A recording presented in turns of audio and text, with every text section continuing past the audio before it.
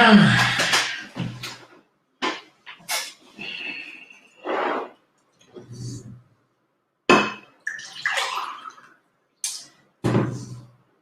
bonjour messieurs dames, nous sommes en live, c'est parti. Alors, bonsoir, comment allez-vous? Je bois un petit coup d'eau parce que j'ai une vague de chaleur ici au Maroc et j'accueille un Marocain ce soir, hein, qui je crois habite en France. Je ne suis pas certain, on va lui poser la question.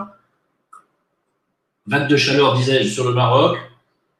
On est à 49 degrés, à peu près à l'ombre. Donc évidemment, vous avez bien compris que les clims, même les clims souffrent et me balancent de l'air chaud, vous voyez, donc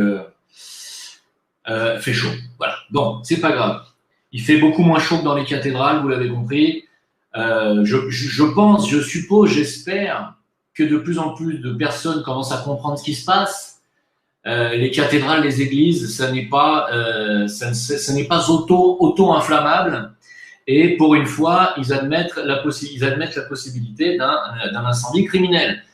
Donc, si c'est criminel pour Nantes, il n'y a aucune raison que ça ne le fût pas pour Notre-Dame. Je pense que vous partagez cet avis.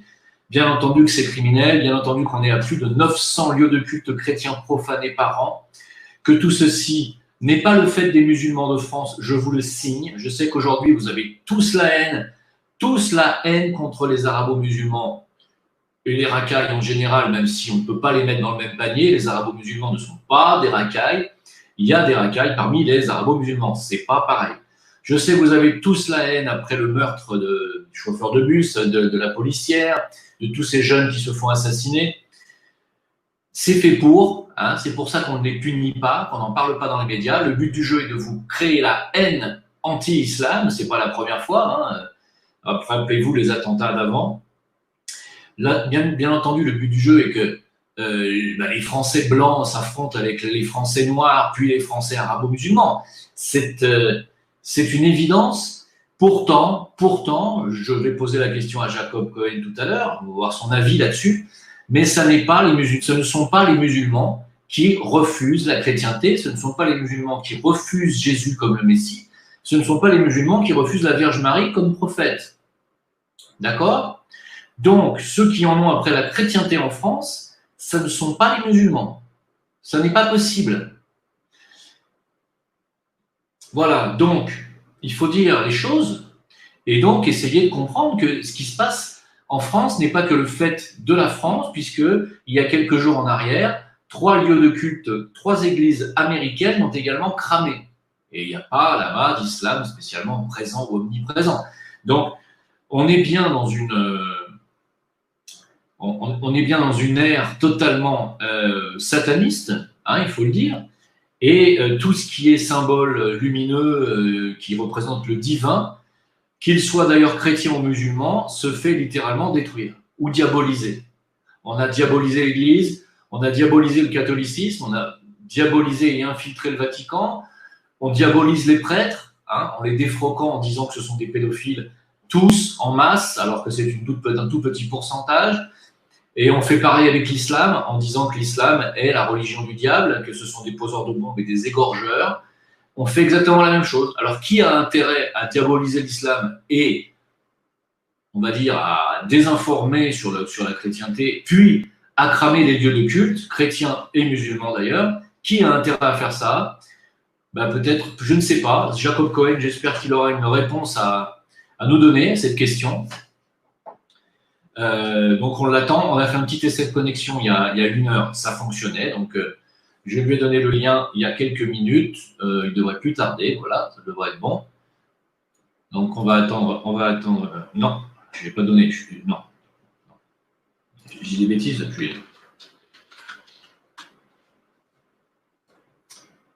je l'ai copié mais je ne l'ai pas collé, il attend, faites le lien.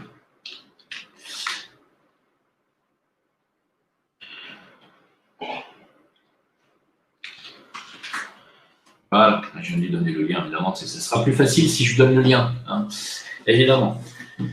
Voilà, il y a Halim Ben qui nous dit « Je suis musulman et je suis dégoûté de ne pas entendre les cloches des églises comme dans le temps. Quelle tristesse, mais je te comprends, tu sais à quel point je te comprends, c'est que moi qui habite à Marrakech, peut-être que tu connais cette ville, enfin en tout cas tu connais les pays, peut-être un pays arabe musulman, je suis rythmé, ma journée est rythmée aux 5 appels à la prière par le muezzin, et ça me dérangerait considérablement d'être au Maroc et de ne pas entendre des appels à la prière. Je trouve que ça va avec le décor, et que, en tant que même non-musulman, je trouve ça tout à fait normal qu'au Maroc, il y ait des appels à la prière par le muezzin. Et donc, c'est bien, je trouve, si tu habites en France et que tu es musulman, je trouve que c'est joli que les cloches te manquent, les cloches de l'église te manquent. Ah, voilà Jacob Cohen, donc on va le faire monter. Bonjour, monsieur Jacob Cohen. Bonjour. Ah, maintenant on vous entend, c'est parfait, c'est génial. Comment allez-vous? Bien, ça va, merci. Alors d'abord, je suis très heureux de vous recevoir pour plusieurs raisons. D'abord, je vous remercie d'avoir accepté mon invitation. Je suis heureux de vous recevoir pour plusieurs raisons, parce que comme je sais que vous avez été soutien de Égalité et Réconciliation, Alain Soral, etc., et que vous êtes parti pour des raisons qui vous sont totalement personnelles et qui ne nous regardent pas. C'est vrai que comme je suis quelqu'un d'entier, je vous avais écrit un petit mot à l'époque où j'avais été déçu de votre départ, et vous m'aviez bloqué sur VK, et cette petite histoire est terminée, donc c'est très bien, j'en suis heureux. Deuxièmement, vous m'avez appris beaucoup de choses sur l'origine du sionisme, et à ce titre, vous allez nous éclairer ce soir. Alors, on va pas refaire on va pas faire une rétrospective de l'histoire du sionisme. C'est ce qui m'intéresse, c'est vraiment son implication aujourd'hui dans l'actualité. Et puis la troisième raison pour laquelle je suis heureux de vous recevoir, c'est que vous êtes de la communauté juive et que vous êtes le seul à avoir répondu à un de mes appels, puisque je suis estampillé antisémite par la BTA, le CRIF, la LDJ, comme tous ceux que vous connaissez.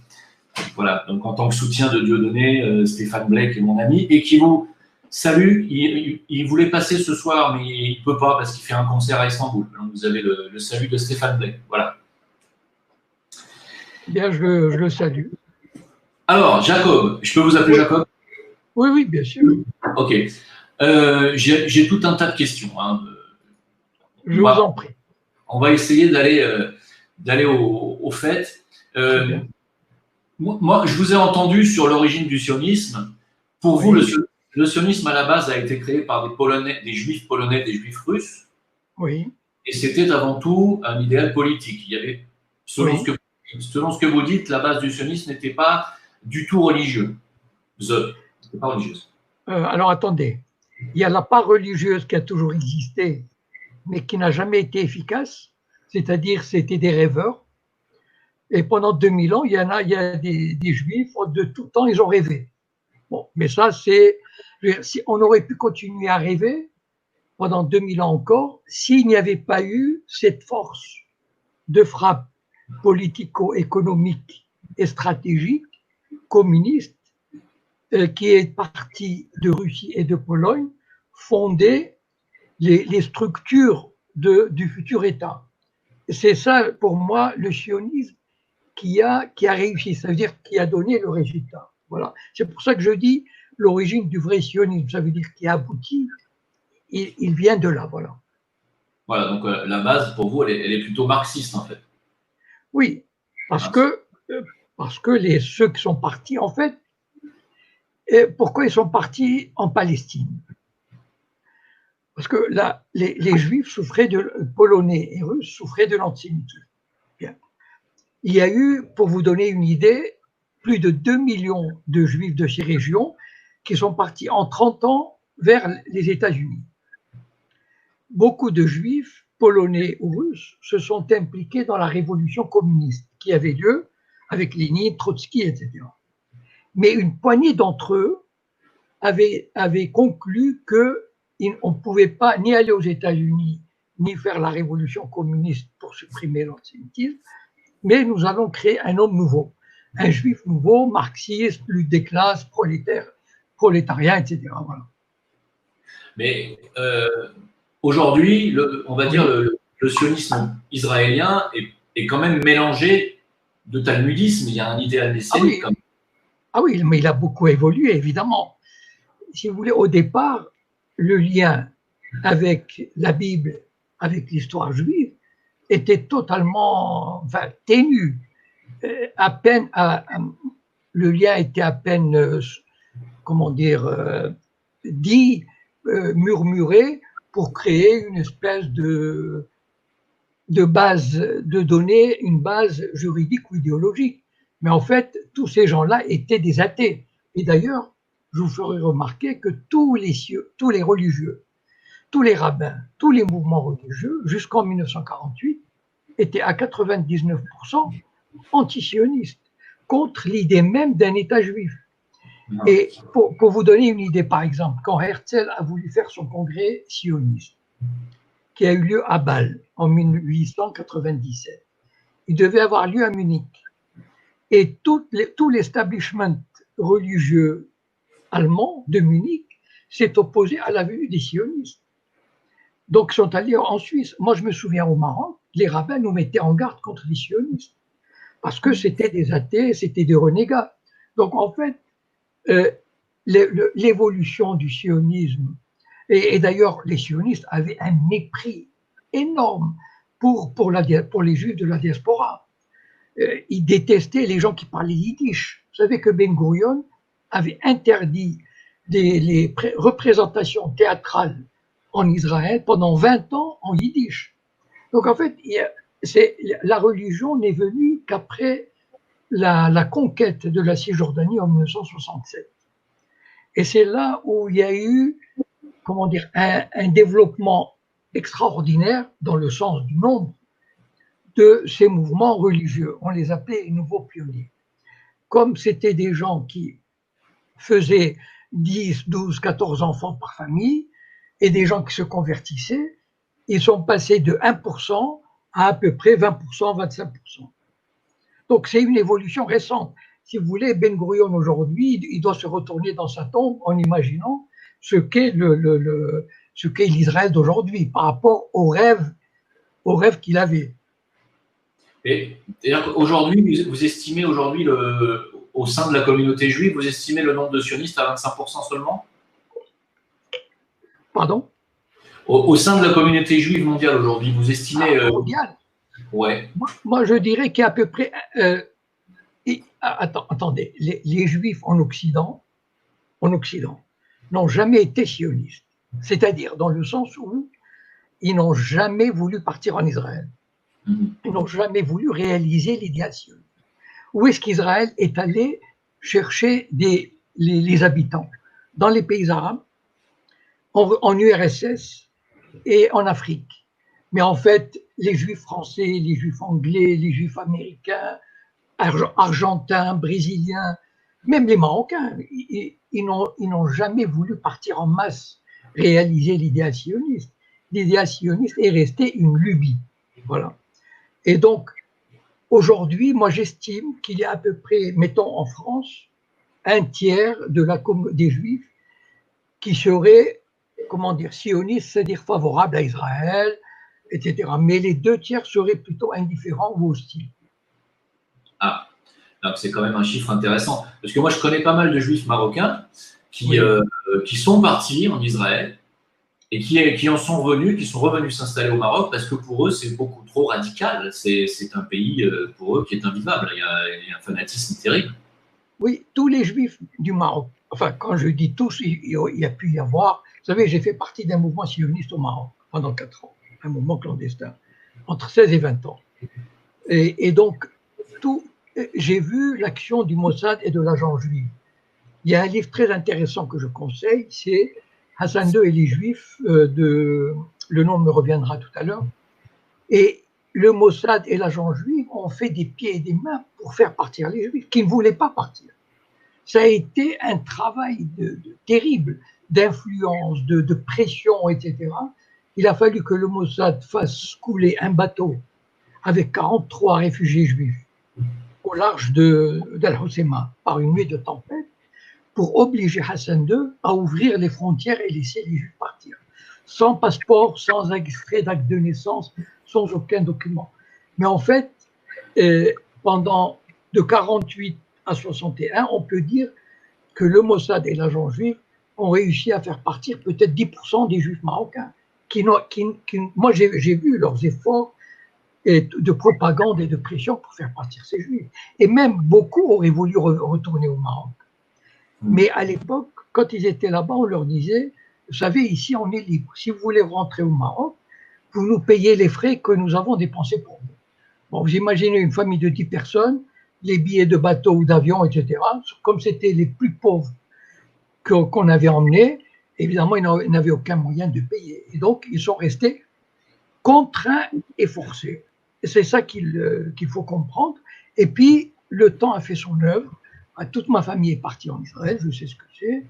Donc, il y a eu des enfants, des petits-enfants, la deuxième génération, la troisième génération. Mais les années 50, 60, 70 ont été très, très difficiles pour eux. Oui. D'ailleurs, sur le chat, il y a des gens qui écrivent que les Juifs marocains ont été mal reçus en Israël. Ils ont été traités d'arabes. Très, très mal. Écoutez, vous savez quelle est l'expression qu'on utilisait pour eux en hébreu? D'ailleurs, les arabisants peuvent la comprendre. Les Juifs ashkénazes, ils disaient Maroko Sakin. Sakin, c'est skin, ça veut dire le couteau. Il disait le Juif marocain, il a le couteau entre les dents, comme les communistes. C'est-à-dire pour eux, c'était, quand ils ont vu arriver ces Juifs, ils se sont dit, mais c'est pas possible, c'est des Arabes. Ils les traitaient d'Arabes, c'est la pire insulte. Et donc, mais ils faisaient avec, parce qu'on les emmenait dans les villes de développement, peupler le désert, faire les soldats, travailler dans les usines, etc. Donc, ils avaient besoin d'eux. Mais, d'ailleurs, c'est connu, reconnu, le gouvernement israélien a présenté des excuses, etc. Mais le pire, c'est les enfants des Juifs du Yémen.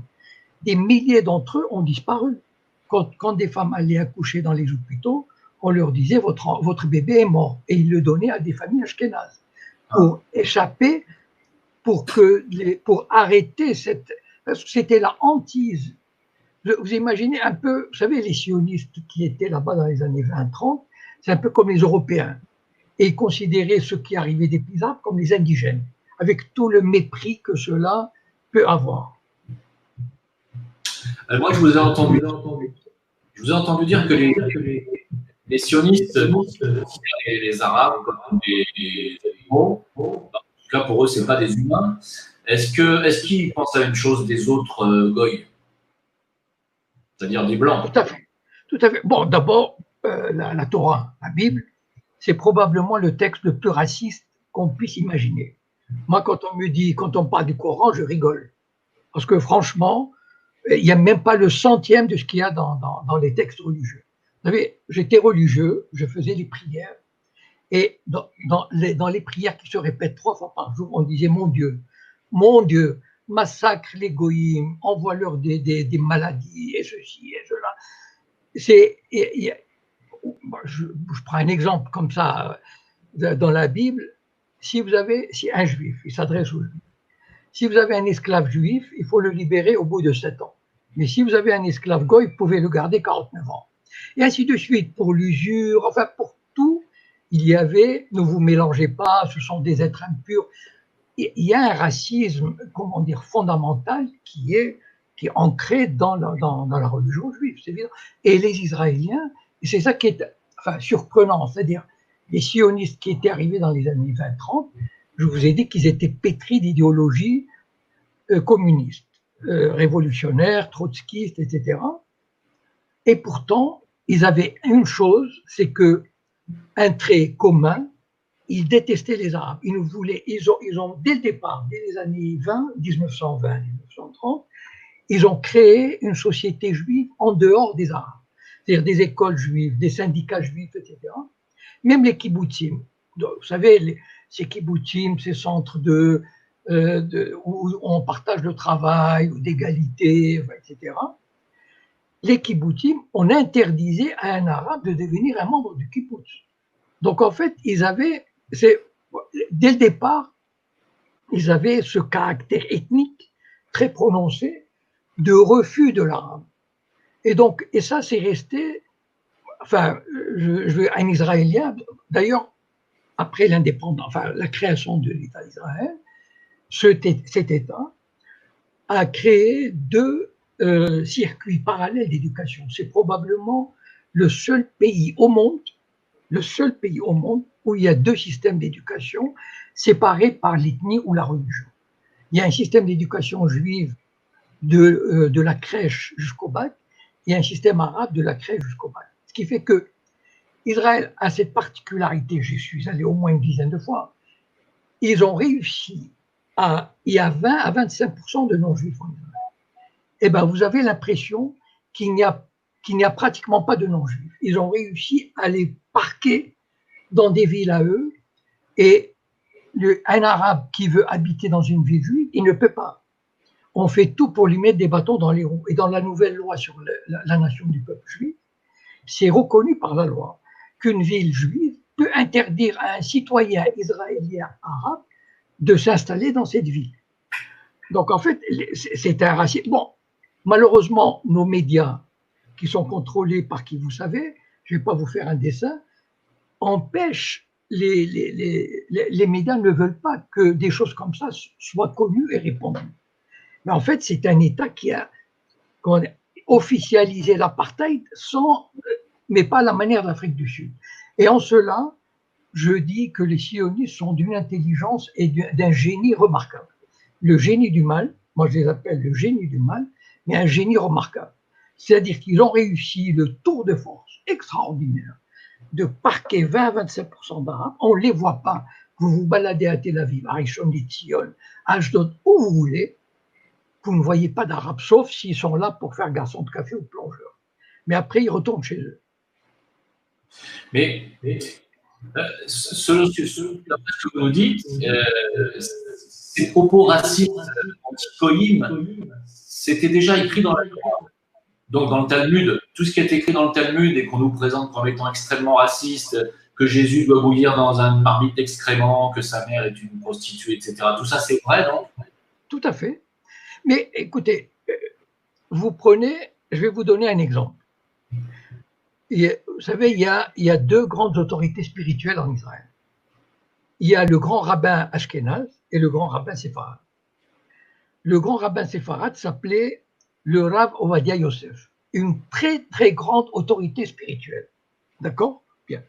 Et les auditeurs qui nous écoutent peuvent aller sur Google et taper Rav Ovadia Yosef, courrier international, et ils vont retrouver les articles dont je vais faire un petit résumé. Ce grand rabbin faisait des cours le samedi soir dans des circuits télévisés fermés, mais disponibles aux États-Unis, en France, etc. Mais combien de fois il a traité les Arabes? Et ça, je parle des années, il y a 5, 6 ans, 8 ans. Enfin, je veux dire, c'est pas la préhistoire. Il traitait les Arabes de serpents venimeux, de cafards, etc., etc. Enfin, bon. Et ça, on peut le retrouver facilement en allant sur Courrier International, qui a publié des articles là-dessus. Le Rav Ovadia Yosef, il n'a jamais été critiqué ni inquiété. Je pourrais multiplier les exemples vous savez, Haïfa, qui est une ville mixte, c'est-à-dire il y a des quartiers arabes.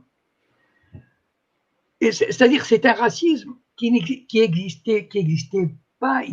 C'est-à-dire que c'est un racisme qui se développe de plus en plus. Comme je vous ai cité la loi de la nation du peuple juif, votée il y a 2 ans, et qui permet à une ville considérée comme juive, ça veut dire où il n'y a pas d'arabe, de refuser un arabe de venir s'installer. À Haïfa, ville mixte, vous savez que dans les maternités, les femmes juives accouchent d'un côté et les femmes arabes de l'autre. C'est vraiment, enfin, ça aurait été la Russie de Poutine, mais on aurait eu des reportages mais terrifiants sur l'apartheid israélien, l'apartheid sioniste. Mais seulement, c'est Israël, et donc les médias nous bassinent de temps en temps avec l'occupation, etc. Mais le racisme, comment dire, qui existe dans l'ADN du sionisme, ça on n'en parle pas. Et ses applications pratiques, comme le système scolaire séparé, etc. Alors, justement, quel est le but, au final, quel est le but de ces sionistes? Quel est le but d'Israël? Quel est leur but politique ou idéologique? Quel est leur but final? Le but a évolué. Comme je vous ai dit, si Ben Gurion voyait l'état d'aujourd'hui, il se retournerait dans sa tombe. Le but au départ, c'était, j'ai étudié quand même un peu, j'étais dans un mouvement sioniste, etc. Le but de ce groupe de 20 000, 30 000 militants, c'était de recréer. C'est-à-dire, vous savez, je vais vous dessiner une pyramide comme ça.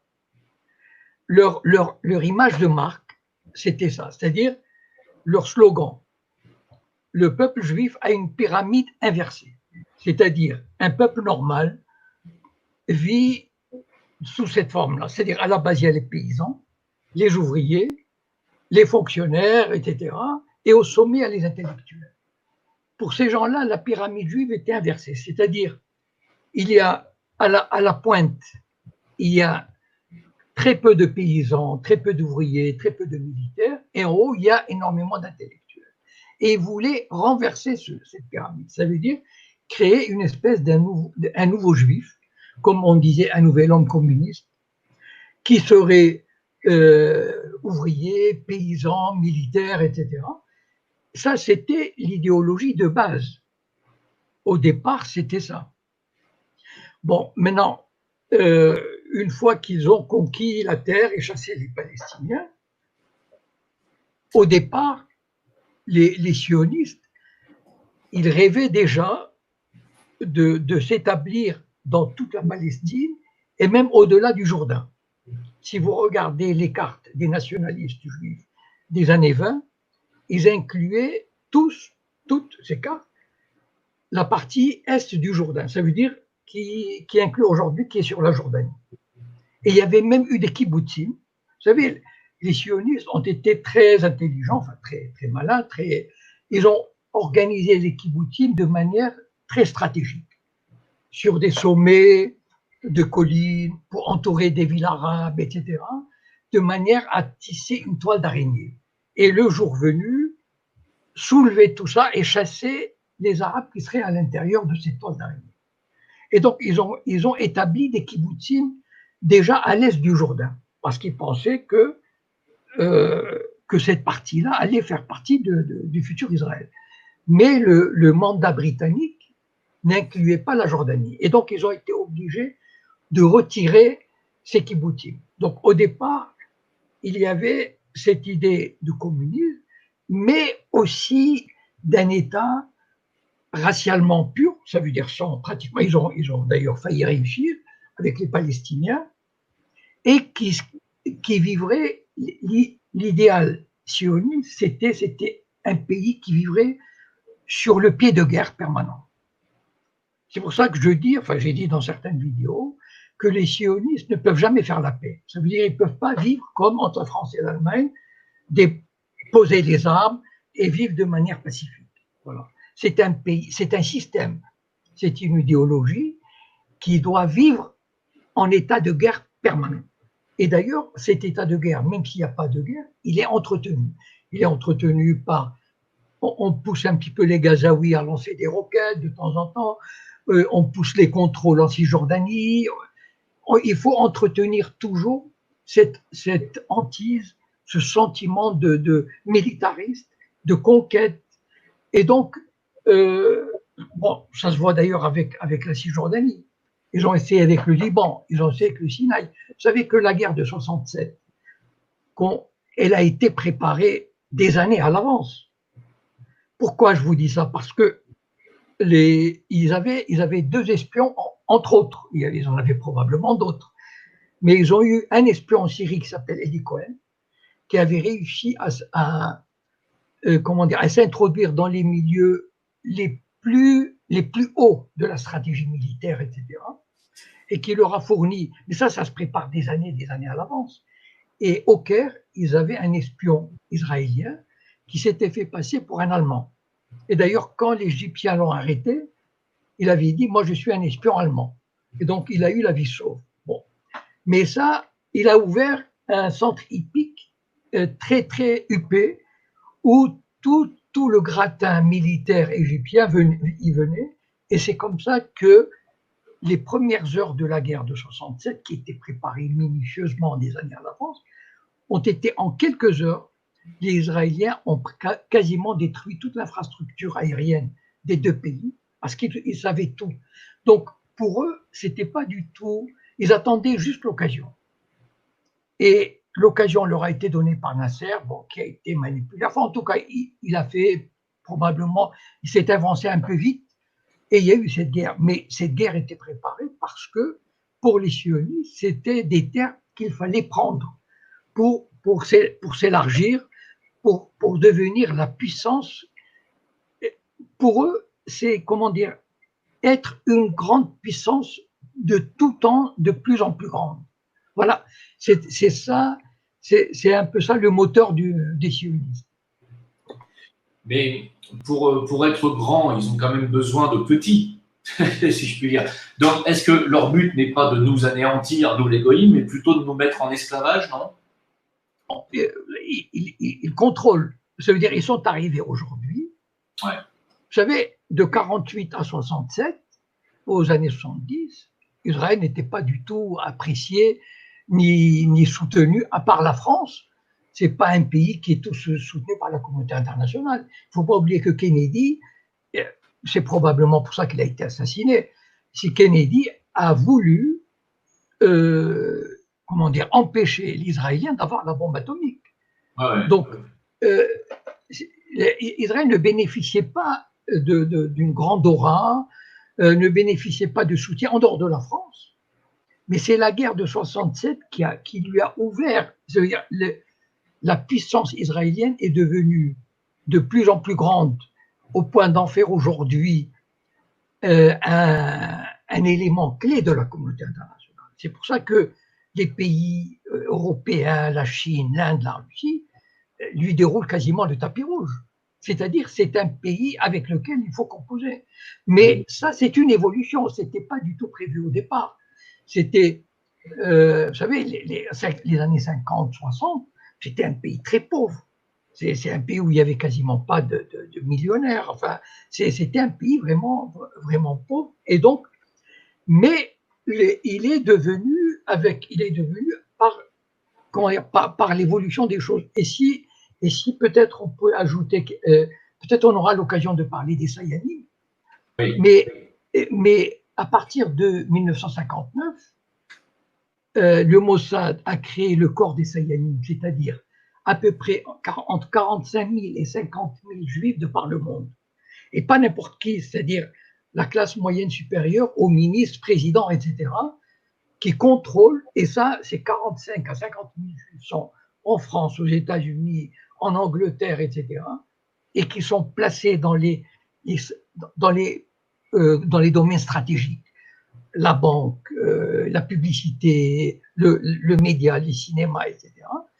Mais avec ça, ils contrôlent quasiment 80% de ce qui se passe. Donc voilà, cette puissance a été montée. Et au départ, je peux vous dire que c'était pas du tout comme ça qu'il se voyait. Mais l'appétit vient en mangeant, c'est-à-dire voilà, ils ont gagné en 67. En 73, il y a eu un coup d'arrêt. Les États-Unis ont voulu faire ami-ami avec l'Égypte, donc ils ont rendu le Sinaï. Mais la puissance israélienne n'est plus en termes de territoire aujourd'hui. Ils la voient en termes d'influence mondiale. Et sur ce plan, ils sont en train de réussir. C'est-à-dire, ils réussissent parce qu'ils sont incontournables au niveau de la sécurité, au niveau de l'informatique, au niveau des drones, etc., etc. Donc, et puis on admet que c'est un État voyou. C'est-à-dire qu'il peut organiser un attentat sous faux drapeau comme rien. Donc, à mon avis, je pense que des pays comme les pays européens, etc., ils ont une certaine trouille de cet État. Alors, j'ai envie de dire, est-ce qu'on va parler un petit peu de la France, puisqu'on parle des Sayanim. La France, est-ce que la France, d'abord, alors c'est plusieurs questions en une seule, est-ce que la France est la nouvelle Israël ou est-ce que Paris est la nouvelle Jérusalem? Et à quel point la France est-elle littéralement sous l'emprise sioniste aujourd'hui? Alors, la France est probablement un des pays le plus influencé par l'idéologie sioniste. Ça veut dire qu'il est sous la mainmise sioniste. Je pense que même aux États-Unis, où il y a un très fort lobby, il y a quand même une liberté d'expression. On laisse les gens s'exprimer dans les universités. Enfin bon, il y a quand même une plus grande liberté. En Angleterre, pareil. en France, la France est un pays, bon, d'abord, il y a l'action des Sayanim, il y a l'action des, il y a le réflexe de la culpabilité française avec laquelle on joue. Il ne faut pas oublier une chose, c'est que là encore, c'est nouveau. Rappelez-vous que Mitterrand avait dit à El Kaba, je crois, dans une émission, et il lui a parlé il lui a dit quelque chose comme ah non, vous n'allez pas me ressortir cette histoire de qu'il faut s'incliner, qu'il faut demander des excuses, etc. Moi, j'en ai rien à faire et tout. Donc, il faut comprendre que l'évolution est de plus en plus vers la soumission à Israël. Voilà. C'est une soumission qui n'existait pas. Je vais vous dire juste un exemple. Même le président du CRIF dans les années 80 s'appelait Théo Klein. Théo Klein était un avocat. Et bien cet avocat-là était contre l'occupation, contre la colonisation. Enfin, je veux dire, imaginez le président du CRIF. Et d'ailleurs, quand il a quitté le CRIF, les médias juifs l'ont quasiment boycotté. C'était quelqu'un dont on n'entendait pas parler. Pourtant, c'était un grand monsieur, un grand avocat, etc. Il est mort il n'y a pas longtemps, très âgé, mais il y a une nouvelle classe dirigeante de la communauté juive qui a pris les rênes et dont on voit les manipulations, comment on force la main au président, à la justice, à la police, etc. Alors,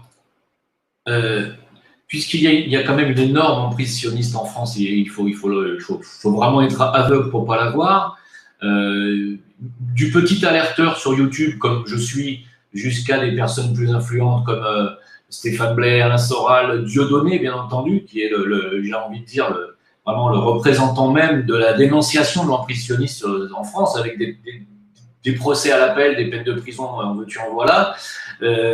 Ils sont capables de vous mettre en prison ferme pour simplement des propos, ne serait-ce que révisionnistes ou négationnistes. Et j'ai envie de dire, est-ce qu'ils sont, à votre avis, bon, moi j'ai mon avis, mais je le donnerai plus tard, hein. Est-ce qu'à votre avis, ils sont liés de près ou de loin à la déchristianisation de la France? Non, je ne crois pas. Bon, d'abord, la déchristianisation de la France a commencé dans les années 50, 60. Bon. Et à l'époque, je peux vous dire ceci, c'est que le lobby juif était quasiment inexistant. Voilà. Il n'y avait même pas de loi mémorielle, il n'y avait pas, bon, même, comment dire, comment il s'appelle, Fourisson, à la fin des années 70, il a pu écrire dans Le Monde. Je veux dire, c'est vraiment, c'est à partir des années 80-90 qu'on assiste à cette emprise. D'accord? Donc, au départ, il n'y avait pas cette emprise-là, il n'y avait pas ce harcèlement, on pouvait publier, on pouvait écrire, etc. Et c'est depuis les années 80-90, probablement, moi j'y trouve une raison. C'est qu'à partir des années 80, la situation diplomatique d'Israël était très très mal. Vous savez, je ne sais pas si vous vous souvenez, enfin si vous connaissez cet épisode, à partir dans les années 60-70, une très très grande partie de la jeunesse européenne et américaine allait passer 1 mois, 6 mois, 1 an dans les kibbutzim. Par exemple, comme Marion Sigaud l'a fait. Bon. C'est-à-dire, il était de bon temps d'aller dans cet antre du socialisme, de l'humanisme, du progressisme. Le kibbutz était vu, c'est comme si les gens allaient en Inde dans des temples où on apprenait la méditation, etc. Mais il partait par dizaines de milliers. Donc, Israël, même après la guerre de 67, Israël bénéficiait d'une aura exceptionnelle. Bon. Et puis, est arrivé l'intifada, l'occupation militaire très dure, la résistance, etc. Et dans les années 80, la situation diplomatique d'Israël était très, très difficile. Et c'est à ce moment-là, à mon avis, qu'on a lancé le développement de la Shoah, par exemple. Vous savez que dans les années 50-60, aujourd'hui, on en parle beaucoup, mais dans les années 50-60, on n'en parlait jamais. personne n'en parle. Il n'y avait aucune émission. Mais on a donné le coup d'envoi à partir des années 70 pour rendre un peu humaine la société israélienne, humaine, c'est-à-dire pour dire, regardez comment ils ont souffert, etc., pour arriver aujourd'hui à dire qu'une critique d'Israël, c'est de l'antisémitisme. C'est-à-dire que dans les années 80-90, on a commencé à critiquer énormément l'occupation israélienne. Et donc, pour revenir, enfin, pour diminuer cette critique, pour l'atténuer, on a ressorti, et vous voyez déjà avec de quelle manière, toute l'histoire de la Shoah, etc. Enfin bon, les commémorations, et toutes les lois. Et donc, tout ça, à mon avis, c'était pour museler les critiques contre Israël. Et d'ailleurs, on en arrive aujourd'hui au fait que non seulement le négationnisme ou le révisionnisme sont combattus, mais l'antisionisme devient de l'antisémitisme. Et même on a été, par exemple, il y a une ministre qui a été nommée par Macron il y a une semaine.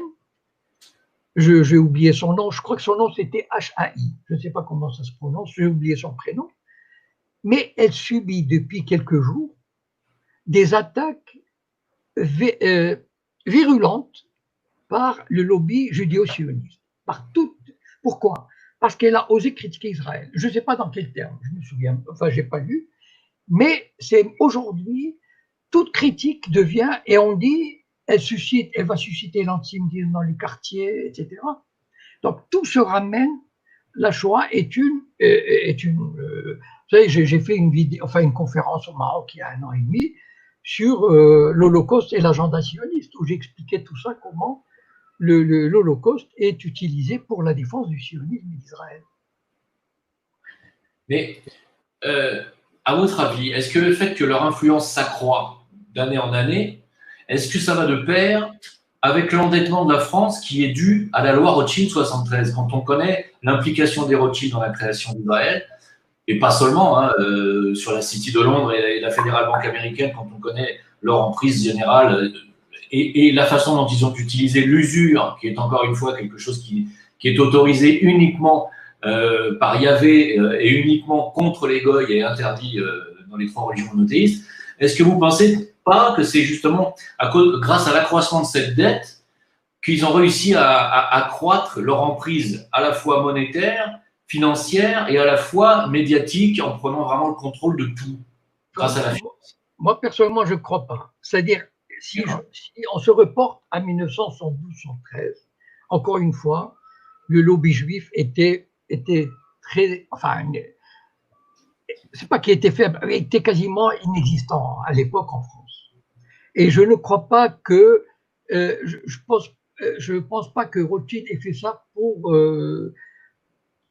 Enfin, je ne vois pas le lien avec Israël ni avec le peuple juif. Il ne faut pas oublier une chose, c'est que cette histoire des dettes, elle a été appliquée à tous les pays. C'est-à-dire, c'est quoi la dette? Ça veut dire qu'on oblige la Banque centrale à ne pas prêter au gouvernement à taux zéro ou à 1%. Il faut que les gouvernements passent par des banques qui reçoivent l'argent de la Banque centrale. D'accord? C'est ça la loi de 73. Or, cette loi de 113, tous les pays l'ont adoptée de gré ou de force. Et d'ailleurs, on dit que si l'Irak, si la Libye ont une maille à partir avec l'Occident, c'est parce qu'ils ne se soumettaient pas à cette loi-là. Donc, en fait, je crois que c'est plutôt. Enfin, je ne pense pas que ça a à voir avec ce fait-là. Mais alors, à votre avis, d'où tire Israël cette énorme puissance financière? On sait qu'ils reçoivent des dons américains chaque année de plusieurs milliards, des aides aussi à de l'armement, etc. Mais ils ont une puissance financière colossale. Ça vient que de là? Alors, attendez. Les Israéliens d'abord reçoivent, imaginez un pays de 7 à 8 millions d'habitants qui reçoit 4 milliards de dollars par an. Ça veut dire au niveau de la France, c'est comme si la France recevait 40 milliards par an. Est-ce que vous avez un peu, bon, vous voyez un peu la proportion, d'une part. Deuxièmement, il y a l'aide privée. quand vous vous baladez en Israël, c'est un pays qui vit de la charité universelle. C'est-à-dire, vous rentrez dans une université. L'amphithéâtre des sciences politiques c'est un don de la famille Bornstein de New York. Par exemple, ça c'est un exemple que je connais personnellement. La cafétéria de l'Université de Jérusalem est un don de Frank Sinatra. Tout est comme ça en Israël. Même les bancs publics, le petit village où mes parents sont partis vivre, les bancs publics, il y avait une plaque don de tel. Les forêts, toutes les forêts sont des dons de juifs américains, etc. Les ambulances, la prochaine fois qu'on verra une ambulance israélienne, regardez, vous verrez, faites un gros plan, don de la famille Bernstein de New York ou de Philadelphie.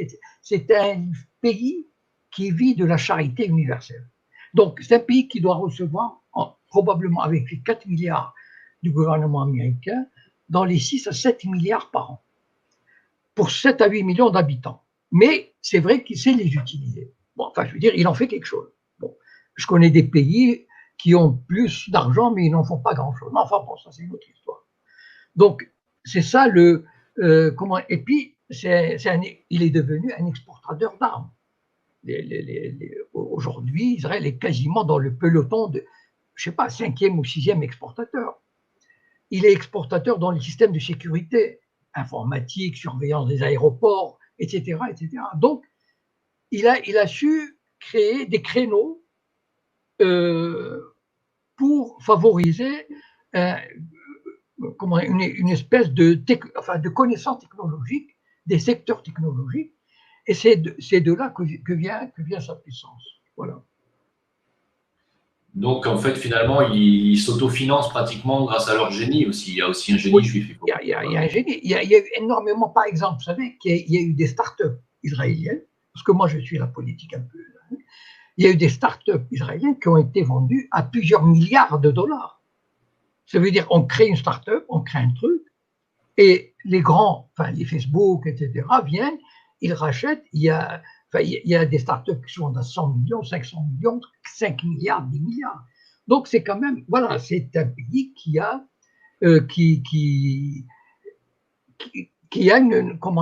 une base. N'oubliez pas, par exemple, les drones aussi. Les drones, c'est probablement un des pays les plus avancés au monde. Donc, il y a toute une technologie qu'il arrive à vendre. L'Inde et la Chine sont des clients, de très gros clients d'Israël. Alors, aujourd'hui, sur Internet, on a une énorme censure de la part de ces associations communautaires juives, CRIF, LDJ, enfin pas LDJ, c'est autre chose, mais PTA et j'en passe. Si on les laisse faire encore, jusqu'où sont-ils capables d'aller? C'est-à-dire jusqu'à la domination totale. Hein. C'est-à-dire ils toléreront de moins en moins toute critique. Par exemple, même la société, c'est à l'image de la société israélienne. La société israélienne était une société très ouverte, très démocratique, en dehors de l'occupation, mais très libre, très démocratique, la presse, les médias, etc. Mais c'est une société qui devient de plus en plus fermée. Pour vous donner une idée, il y a quelques années, il y avait 1000 voyageurs à peu près qui arrivaient en Israël et qui étaient refoulés. Il y a un an, c'était 18 000 en un an.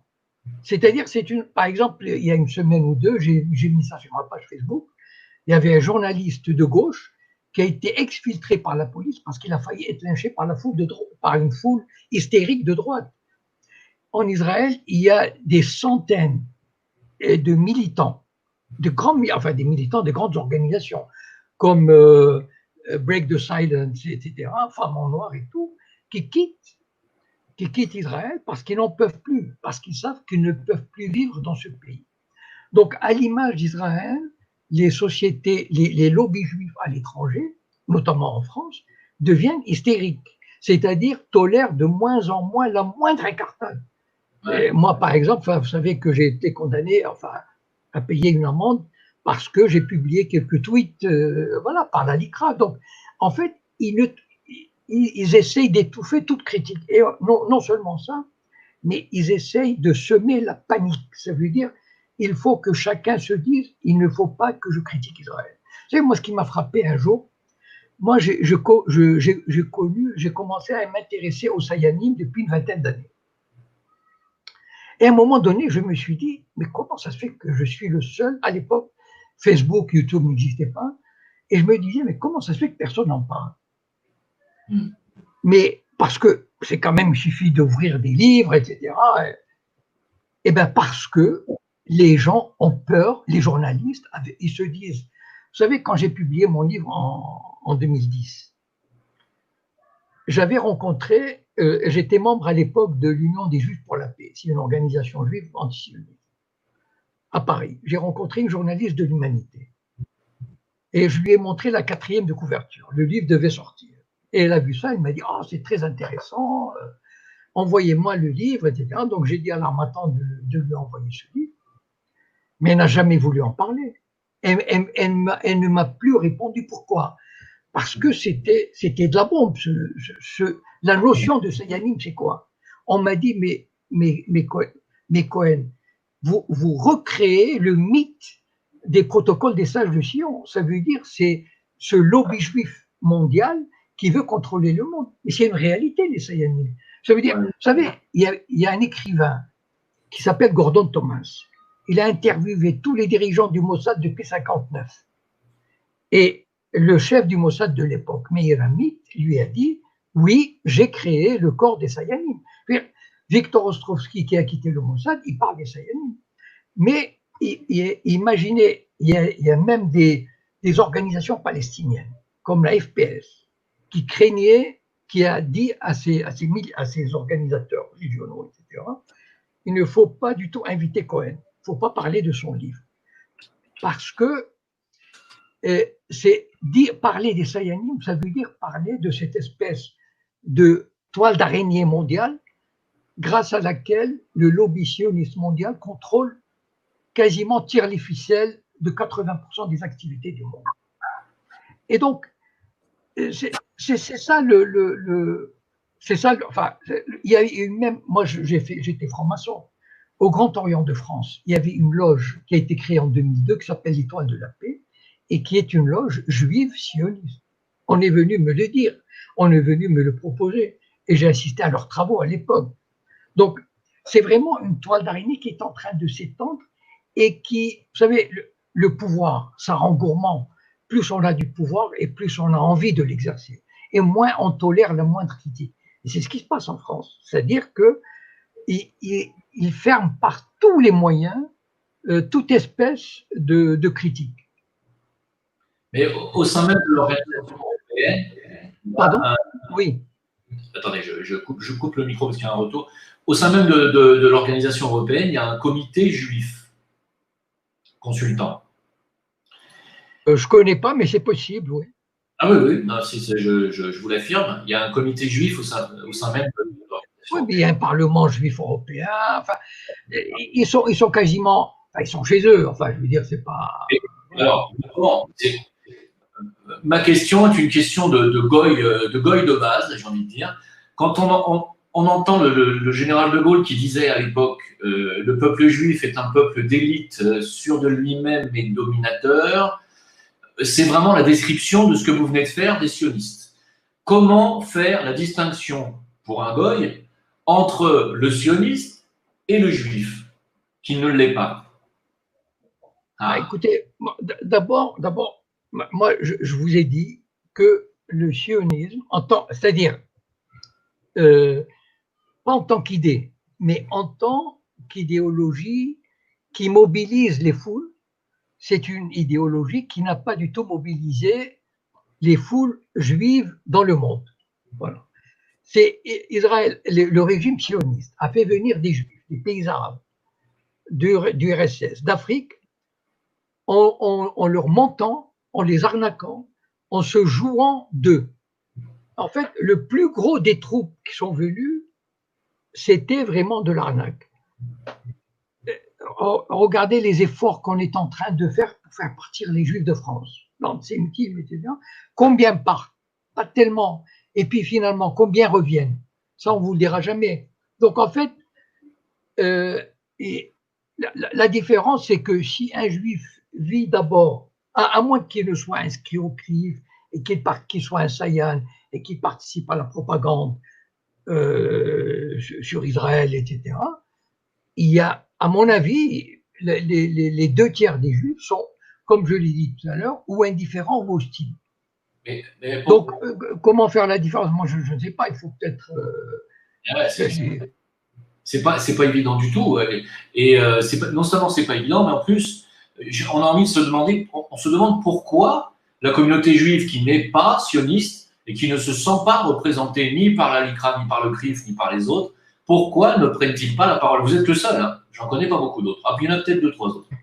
C'est pas vrai ça. D'abord, je vais vous dire, il y a, tout à l'heure, j'ai parlé de l'UJFP, l'Union des Juifs pour la paix, qui font du très bon travail.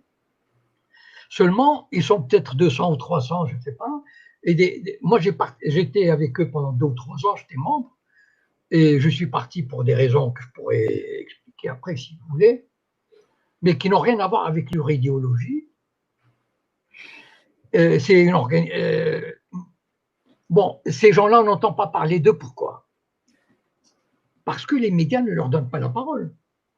Il y a une madame Siboni, je crois qu'elle s'appelle. De temps en temps, elle passe sur RT, mais vraiment, c'est miraculeux. Voilà. Mais il la garde dans une espèce, le système garde cette organisation dans une espèce de clandestinité. Voilà. On les étouffe. Bon. Maintenant, il y a eu par exemple, il y a eu Stéphane Hessel qui a fait beaucoup contre beaucoup de propagande contre le régime sioniste. Il ne faut quand même pas oublier, il a reçu des coups. Quand il est mort, on a dit, voilà, le serpent venimeux, il est mort. Enfin, on l'a traité de tous les noms. Il y a Eric Hazan, par exemple, celui qui a fondé les éditions La Fabrique, qui a publié Norman Finkelstein. Non, le problème, c'est quoi? C'est que d'abord, le militantisme n'est pas la chose la mieux partagée au monde. C'est-à-dire, on est dans une société, les vrais militants, ceux qui se mettent en avant, quitte à recevoir des coups, il n'y en a pas beaucoup. De manière générale, que ce soit chez les Français ou les musulmans, de manière générale, c'est une petite minorité qui, pour des raisons, enfin, je ne vais pas entrer dans ces analyses-là, va se mettre en avant. Et chez les Juifs, c'est pareil. C'est-à-dire, il y a quelques-uns qui prennent la parole, mais la majorité n'en a rien à fiche. Vous savez, moi je dis par exemple, si les musulmans en France s'organisaient, mais ils écraseraient le lobby juif. Pourquoi ils ne s'organisent pas? Parce que beaucoup d'entre eux, la plupart d'entre eux se disent, bon, moi j'ai envie d'avoir une vie tranquille, etc. Et les Juifs, c'est pareil, c'est-à-dire, bon, ils n'ont pas envie de s'embarrasser, ils n'ont pas envie de s'exposer. Mais ça, c'est un phénomène, comment dire, naturel. Mais il y a quand même, il y a Edgar Morin, par exemple, quand même. C'est-à-dire, il y a quand même quelques-uns qui sauvent l'honneur. Bon, voilà. Mais encore une fois, le problème, c'est que ces gens-là ne sont pas audibles quand il y en a. Voilà. D'accord. Et tous ces lieux de culte chrétien, ces cathédrales qui brûlent les unes derrière les autres, vous en pensez quoi, Jacob? Moi, je croirais plutôt, bon, je ne suis pas très fort là-dedans, mais j'imagine, je veux dire, l'incendie de Notre-Dame, par exemple, c'est quand même, on se pose pas mal de problèmes. Voilà. Vous savez, moi j'ai entendu, j'écoute par exemple, je sais pas moi, TV Liberté, Radio Courtoisie, etc. Il y a des spécialistes de l'architecture qui viennent et tout, et qui vous expliquent que ces poutres-là, après 8 siècles, deviennent quasiment, il faut vraiment pour que ça s'embrase comme ça. Il y a eu une manipulation, c'est pas possible autrement.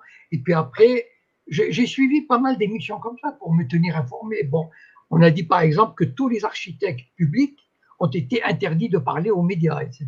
Donc, il y a une omerta qui se met en place autour. Donc, peut-être ça fait partie de ce que je peux capter ici ou là.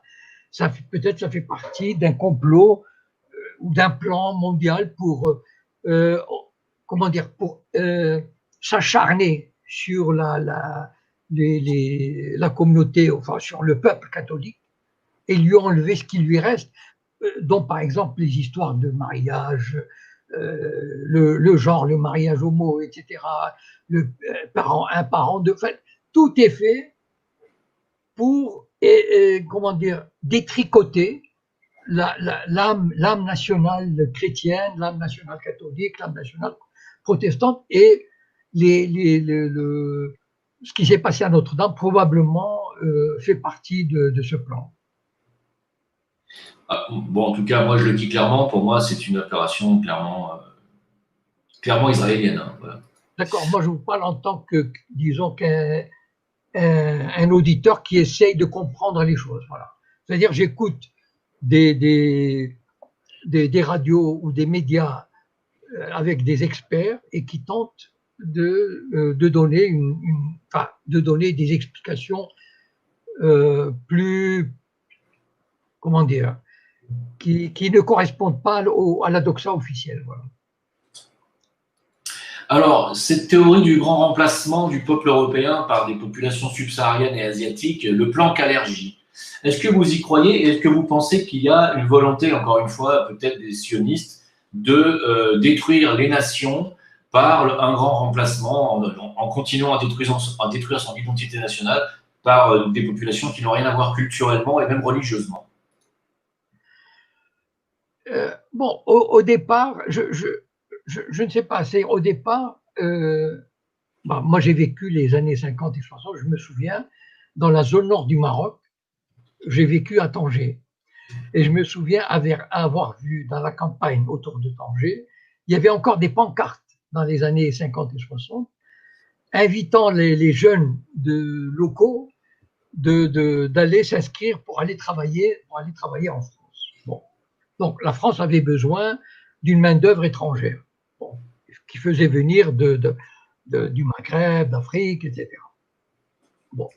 Maintenant, moi, je suis incapable de dire est-ce que ça fait partie d'un plan. Voilà. Je ne sais pas. D'accord. Et c'est pourquoi pas après tout. Mais j'écoute beaucoup ça.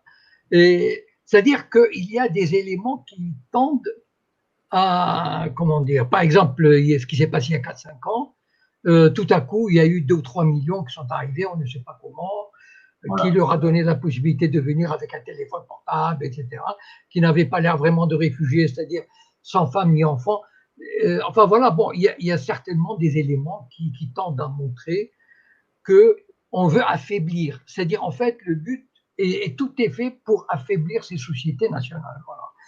Comme ce qui se passe avec le coronavirus aussi. C'est-à-dire, tout est fait pour affaiblir la famille, pour affaiblir la nation, pour affaiblir toutes les caractéristiques qui peuvent faire d'une nation un pays libre, indépendant et souverain. Voilà.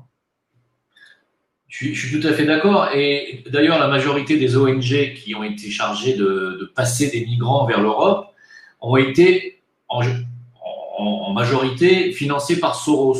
Tout comme Soros finance aussi les Black Lives Matter et le mouvement Traoré, tout comme il finance aussi les LGBT. Est-ce que Soros, pour vous, est un sayanime ou un saillant, je ne sais pas comment on dit, ou est-ce que c'est simplement, est-il sioniste ou est-il tout simplement, suit-il un idéal qui est encore autre chose selon vous? Non, il est probable, enfin, moi, vous savez, le Mossad a su utiliser des têtes, de grosses têtes, comme, vous savez, Epstein, comme Maxwell, vous savez, le père de la copine qui a été arrêtée. Oui. C'est l'ancien magnat de la presse britannique. C'était un agent du Mossad, c'était un Sayan. Donc, il est probable que Soros, vous savez, de gré ou de force, le Mossad peut aller le voir et lui dire on va collaborer. Si vous ne voulez pas, il peut vous arriver un accident. C'est tellement facile pour eux de faire un accident que n'importe qui, quand le Mossad vient le voir, bon, ben, il dit bon, pourquoi pas après tout, ça fait partie de ma puissance, etc. Donc, il peut tout à fait, on peut très bien imaginer qu'il collabore dans ce domaine, enfin, dans les domaines qui leur conviennent à eux deux, de collaborer ensemble. C'est pour ça d'ailleurs que le Mossad fait peur. C'est-à-dire, Ah oui. fait peur parce qu'ils sont capables. C'est-à-dire, pour eux, vous savez, c'est probablement le seul service secret au monde qui est un département tueur. Ils ne s'embarrassent pas. C'est pas des, voilà, c'est pas des rigolos. Absolument. D'ailleurs, est-ce qu'on peut dire que Epstein… Pardon, excusez-moi. Tout à l'heure, j'avais parlé de Maxwell. Oui. D'accord? Le mania de la presse britannique. Le mania de la presse britannique, il devenait un peu trop remuant. Et il a été assassiné par le Mossad sur son yacht. Et ça, vous pouvez lire Gordon Thomas, l'histoire secrète du Mossad. Il donne des tas d'éléments. Donc, vous voyez, même leurs meilleurs serviteurs, je veux dire, s'ils deviennent gênants, on les élimine. D'ailleurs, est-ce que selon vous, Epstein est vraiment décédé ou est-ce qu'il a été exfiltré? Ça, j'aimerais bien savoir. C'est vraiment, lui, c'est vraiment l'agent typique, quand même, c'est vraiment le saillant typique. C'est extraordinaire. Voilà. Est-ce que vous imaginez la puissance du Mossad avec un type pareil qui a des vidéos sur pratiquement, enfin, le gratin de la politique mondiale? Je veux dire, ils peuvent faire chanter n'importe qui. C'est ça. Voilà. Et c'est ce qui explique d'ailleurs que Israël est le seul pays au monde qui peut faire ce qu'il veut, même la Russie qui est quand même deuxième puissance mondiale, qui a récupéré la Crimée, elle a subi des sanctions. C'est pas concrètement. Mais Israël, personne n'ose y toucher. Et alors, ils ont même le pouvoir finalement de faire assassiner, ou en tout cas, c'est la version officielle qu'ils nous font, qu'on nous a fait avaler. Ils ont même le pouvoir de faire assassiner Epstein, quelqu'un qui est aussi important. Ils arrivent à le faire assassiner dans une cellule qui est super gardée. Donc, ils ont un pouvoir considérable. Non, c'est sûr qu'ils ont un pouvoir. Regardez ce qui se passe en Iran actuellement. Toutes les explosions qu'il y a dans des usines, etc. C'est un service d'une… Enfin, il est redoutable. Voilà. Oui, la France a eu son lot d'explosions dans les usines aussi l'année dernière, enfin cette année. Dites-moi, je voulais vous poser une question un petit peu historique. Oui. Oui, allez-y. Je voulais vous poser une question d'histoire. Par rapport à Hitler, il y a eu ce qu'on appelle un contrat de transfert, c'est-à-dire qu'Hitler a bien aidé une faction des Juifs allemands à partir s'installer en Israël, avec d'ailleurs le financement de Rothschild, je crois. Oui. Donc, ce qui veut quand même dire que donc les sionistes qui sont partis s'installer en Israël depuis l'Allemagne d'Hitler n'ont pas subi la Shoah, on est d'accord? Non, exactement. C'est-à-dire, en fait, il y a eu, d'ailleurs, Pierre Hillard a fait une vidéo il y a quelque temps, il y a un mois à peu près, qui est excellente sur la collaboration entre le régime nazi et les sionistes installés en Allemagne. Et vous savez, moi je me souviens avoir vu des photos publiées par Emmanuel Ratier, où le mouvement sioniste extrémiste du Bétar défilait en Allemagne avec leur tenue jusqu'en 1938. Donc en fait, il y avait une espèce de… D'ailleurs, il y a une osmose entre ces deux idéologies qui était basée sur l'ethnie, sur la pureté de la race, sur le culte de la force. Il y a beaucoup de choses qui se ressemblent. Et d'ailleurs, ça je ne savais pas, mais il disait que il y avait des lieux comme des préparations pour le kibbutz, pour les juifs allemands, avant de partir en Palestine. Ils avaient une formation pour intégrer des kibbutzim en Palestine, avec la bénédiction du régime nazi. Est-ce que vous pensez qu'en Cisjordanie, ils vont finir par arriver à tondre Naplouse, pour faire un jeu de mots? Ils vont arriver à tondre Naplouse. Vous savez, j'ai publié un texte et une vidéo sur l'annexion.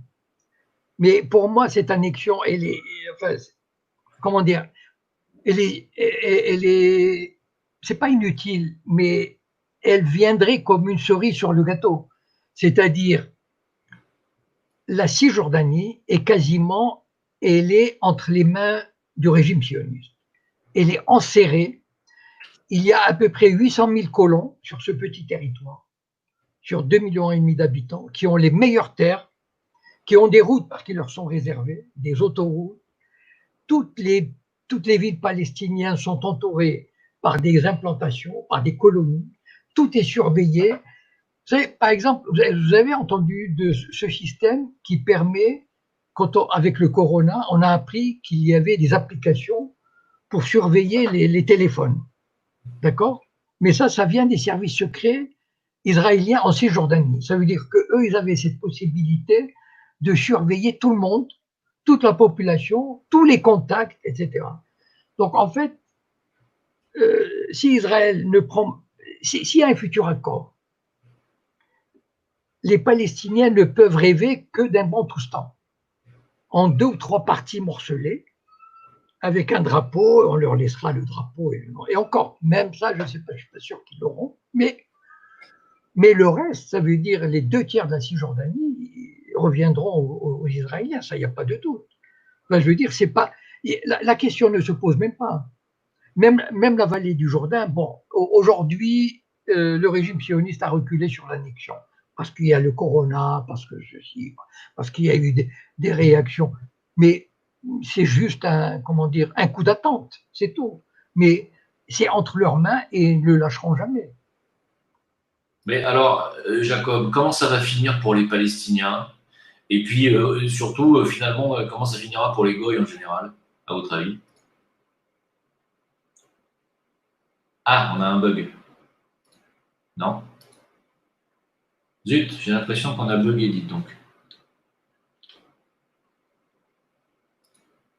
Attendez, vous m'entendez toujours, là?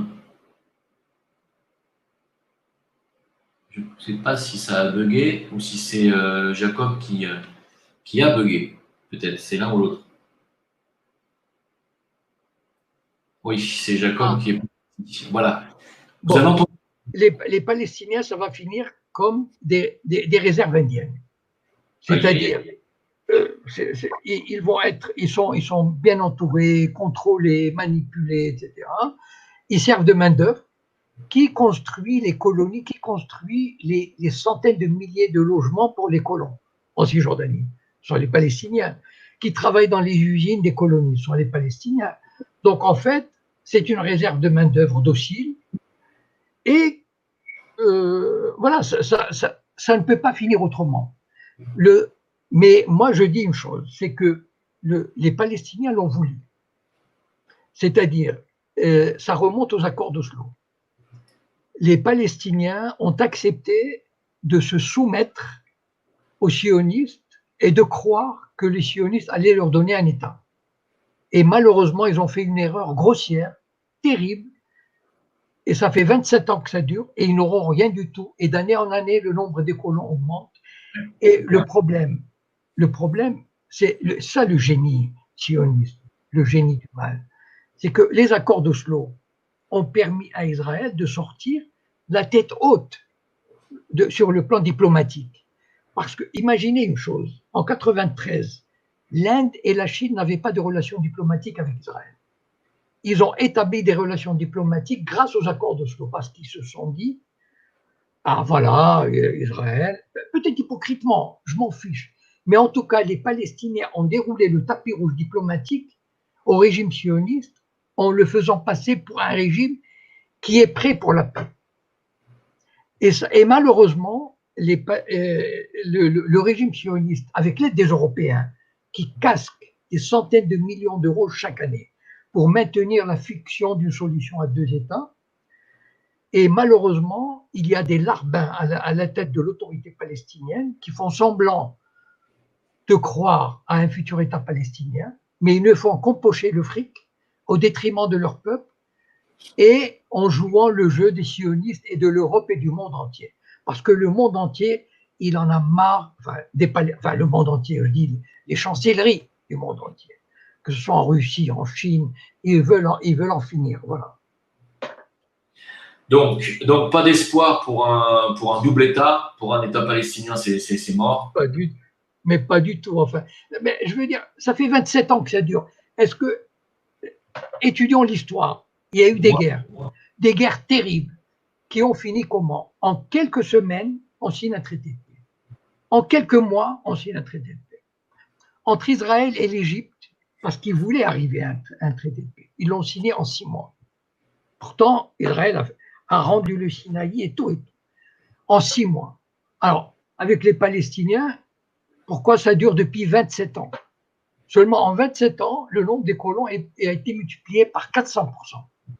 Et l'étranglement, c'est ça qu'il faut, c'est l'étranglement de la société palestinienne. C'est ça qui est terrible. C'est-à-dire que les Palestiniens, on est en train de les rendre comme des moutons. Enfin, c'est terrible. On les fait passer par des barrages au quotidien. On les harcèle. Vous savez, par exemple, vous savez que l'armée sioniste, quand elle veut s'entraîner, qu'est-ce qu'elle fait? Par exemple, l'entraînement de rentrer dans une maison et d'occuper la maison pendant une journée, par exemple. Ben, ils vont chez des Palestiniens, ils font comme si c'était vrai. Enfin, voilà, ils tapent à 2 heures du matin, on rentre, on est chez nous. Voilà, on occupe, on contrôle, on monte sur le toit et puis on reste 24 heures. Ça, c'est un exercice de l'armée sioniste, mais imaginez comment dire, ce que traverse ce peuple palestinien. C'est terrible d'être soumis à tant de harcèlement, d'humiliation. Malheureusement, encore une fois, et je le dis, je n'ai pas peur de le dire, c'est l'autorité palestinienne qui en est responsable depuis 1993. Voilà. Pour la France, depuis Sarkozy, est-ce qu'on peut traiter Sarkozy, Hollande et Macron de Sayanim? Selon Plancard d'Assac, ils sont tous les 3 maranes. Enfin, Sarkozy est juif et Hollande et Macron seraient maranes. Est-ce que vous confirmez cette vision des choses? Moi, je ne sais pas. Ouais. Je suis ce monsieur Plancard d'Assac. Je ne rate pas ses conférences qui sont très bien faites et tout. Moi, je ne sais pas. C'est-à-dire, en fait, pour moi, disons, comment dire, c'est secondaire. Je ne sais pas si dans quel sens vous voyez ce que je veux dire. C'est-à-dire, en fait, moi, bon, je n'ai pas envie de chercher dans des trucs. Peut-être que oui, peut-être que non. Qu'est-ce que ça change? Voilà, de toutes les façons. Voilà. Sarkozy, il est sioniste. Enfin, je veux dire, il fera tout pour Israël. Hollande, pareil. Donc, ça change quoi? Enfin, voilà. Oui. Maintenant, si quelqu'un a du temps pour aller chercher les origines maranes de tel ou tel, c'est très bien, d'accord. Mais moi, je ne sais pas. Oui, en fait, ça ne change rien dans la mesure où, de toute façon, ce n'est pas eux qui décident. Dans la configuration politique, voilà, malheureusement, Sarkozy a été, enfin, comme tous les… qui le veuille ou non, vous connaissez cette vidéo où Macron était au dîner du CRIF. Et le président du CRIF lui prend la main, le bras, et il la soulève comme ça. Ben, c'est terrible d'être entre les… Enfin, c'est terrible. Un président de la République française et le gars, enfin, président d'une association qui lui prend le bras et lève, voilà. C'est incroyable. C'est vraiment la soumission, ou plutôt l'emprise totale. Ouais. Alors, pour conclure, Jacob, comment voyez-vous l'avenir et de la France et d'Israël et du monde, finalement? Alors, moi, personnellement, je le vois plutôt très mal. Oui. Pourquoi? Parce que, c'est-à-dire, pour moi, l'humanité, comment dire, n'a rien compris des leçons du passé et ne comprendra jamais. Voilà. L'humanité est une saloperie qui a toujours marché avec les guerres, les invasions, les exploitations, la cupidité des riches. Enfin, ça, c'est hallucinant. On le voit aujourd'hui. Bon.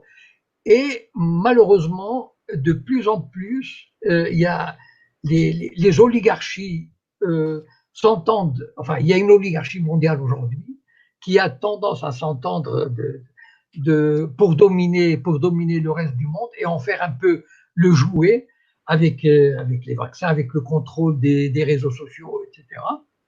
et je ne suis pas très optimiste sur l'évolution du monde. C'est-à-dire que j'ai relu pendant le confinement 1984 d'Orwell, et le processus de soumission, moi, c'est ça qui me fascine. Les peuples comment dire, sont conditionnés pour servir, pas à 100%. L'oligarchie n'a pas besoin de 100% du peuple. Les 2 tiers du peuple, ça suffit. Et les 2 tiers du peuple sont serviles, ça veut dire ils acceptent. Moi, quand je vois par exemple l'histoire de masques, ben, je me balade dans le quartier latin à Paris, dans les cinémas du quartier latin, je vois des jeunes qui se soumettent avec un tel naturel, moi ça me dépasse. Et en fait, aujourd'hui, il y a des intérêts. Imaginez par exemple ce qu'on a fait avec l'euro, ce qu'on a fait avec la crise bancaire de 2008, et ce qu'ils vont nous faire avec le reset, comme on dit. Enfin, moi je suis pas spécialiste, mais j'écoute les spécialistes parler de reset. Et donc, les millions ou les dizaines de millions de gens qui vont, toute cette classe moyenne qu'on a envie de faire disparaître, tous ces gens qu'on a envie de rendre plus ou moins esclaves, de leur enlever le minimum de dignité, de souveraineté, etc. Et les moyens que les oligarchies ont aujourd'hui, avec les communications, avec l'Internet, avec les téléphones portables, avec les surveillances électroniques, avec la 5G et peut-être les vaccins demain, etc. Et comme les oligarchies ont toujours cherché à dominer, faut pas, pour moi, je ne me fais pas d'illusions. Mais avant, ils n'avaient pas des moyens, comment dire, ils avaient des moyens, comment dire, simples, pas sophistiqués. Aujourd'hui, ils ont des moyens de contrôle sophistiqués. Et donc, je pense qu'ils feront tout pour dominer et probablement arriver à leur fin. Voilà. Je ne me fais pas d'illusions sur l'humanité et ceux qui la dirigent. Pour vous, il y a vraiment. Bon, vous savez que quand on écoute les rabbins qui sont sionistes, comme Rav Shaya, ils parlent énormément de l'arrivée du Messie, du Mashiach, ils sont très messianiques. Pour les chrétiens, ce Mashiach des Juifs, c'est l'Antéchrist. Est-ce que vous y croyez, vous, à cette punition, cette arrivée du Mashiach qui finalement créera un chaos généralisé et au final créera la destruction d'Israël? Écoutez, moi, personnellement, je crois pas dans ces trucs-là, mais bon, mais ça, voilà, c'est personnel. Hein. Bon, maintenant, l'idée du Messie chez les Juifs a toujours existé. D'accord? Ah oui. C'est-à-dire, depuis 2000 ans, moi, je me souviens au Maroc, les gens simples du Mellah, je vous parle des années 50, ils levaient les yeux au ciel quand ils avaient une difficulté, ils disaient que Dieu nous envoie le Messie. Bon, ça, c'est, comment dire, ce sont des trucs qu'on faisait passer. Mais c'est toujours une obsession des religieux. Et moi, dans les années 60, ils disaient le Messie va venir, c'est la période. Dans les années 70, et ainsi de suite. Bon, maintenant, ce qu'il y a, c'est que la société israélienne, dans le fait, et d'ailleurs, il y a quelqu'un qui me pose une question, le temple de Salomon, c'est que la société israélienne, comme elle devient de plus en plus religieuse, elle devient de plus en plus messianique. Ça veut dire elle devient de plus en plus mystique, elle se croit, même des athées vont faire des pèlerinages religieux au mois de mai par centaines de milliers. Et donc, cette idée du Messie, à la limite, même si moi, je crois du tout en rien du tout. Enfin, moi, personnellement, il n'y a pas de Messie. Enfin, ça, c'est un truc personnel. Mais l'idée de ce Messie, c'est-à-dire, c'est l'idée que, comment dire, c'est l'idée qui renforce l'exclusivisme d'Israël, si vous voyez ce que je veux dire. C'est-à-dire, qui renforce leur idée de domination, d'être à part. C'est-à-dire d'être une deuxième fois le peuple élu, le peuple choisi. Le peuple qui va recevoir une nouvelle bénédiction, une nouvelle preuve, une nouvelle manifestation divine de sa supériorité. Quand Attali parle de Jérusalem comme le centre du monde, c'est un peu lié à cette histoire. Et d'ailleurs, vous savez qu'il y a maintenant en Israël, on construit, on prépare déjà les outils pour les futurs temples. Ça veut dire on attend le jour. Voilà, le problème c'est qu'il y a une mosquée qui gêne la construction du temple. Bon, mais on ne sait jamais ce qui peut arriver. Mais disons, ils se préparent déjà, et quand les sionistes font quelque chose, il faut toujours faire gaffe, parce qu'en général, ils ne parlent pas en l'air. Voilà. Et donc, ils sont en train de préparer. Il y a des expositions, on vous montre comment il va être le temple, quels sont les outils, etc. Tout est prêt. Voilà. Et donc, voilà. Et c'est vrai que c'est encore une dérive de l'idéologie sioniste vers cette espèce d'illumination mystico-messianique, exclusiviste, etc. Et parmi ces rabbins sionistes dont j'ai parlé tout à l'heure, il y en a un qui s'appelle Rav Tuitou et qui explique que l'islam, Ismaël, est le balai d'Israël, c'est-à-dire que se servirait de l'islam politique pour tuer un maximum de blancs chrétiens. Oui, c'est-à-dire que si on pouvait organiser une guerre civile entre musulmans et chrétiens, etc. Bon. Mais ça, enfin, vous savez, j'ai été très religieux au Maroc jusqu'à l'âge de 20 ans. Donc, j'ai fréquenté beaucoup le milieu, etc. Moi, je ne, comment dire, je connais un peu ce discours. C'est-à-dire, en fait, c'est des gens qui délirent un peu. Voilà. C'est-à-dire, ils sont dans leur monde, et c'est un monde qui n'est pas du. Enfin, nous, on a l'impression, si on les écoute de Paris ou de Marrakech, je sais pas, on a l'impression que c'est la voix du peuple juif ou d'Israël, etc. Mais en fait, bon, ce sont des gens. Moi, j'ai fréquenté des rabbins qui disent un peu, enfin, qui délirent, voilà. Donc, moi, personnellement, bon, ça ne veut pas dire. Ils ne sont pas aux manettes, voilà. C'est pas un premier ministre qui le dit, c'est pas un chef du Mossad. Ces rabbins, c'est quoi?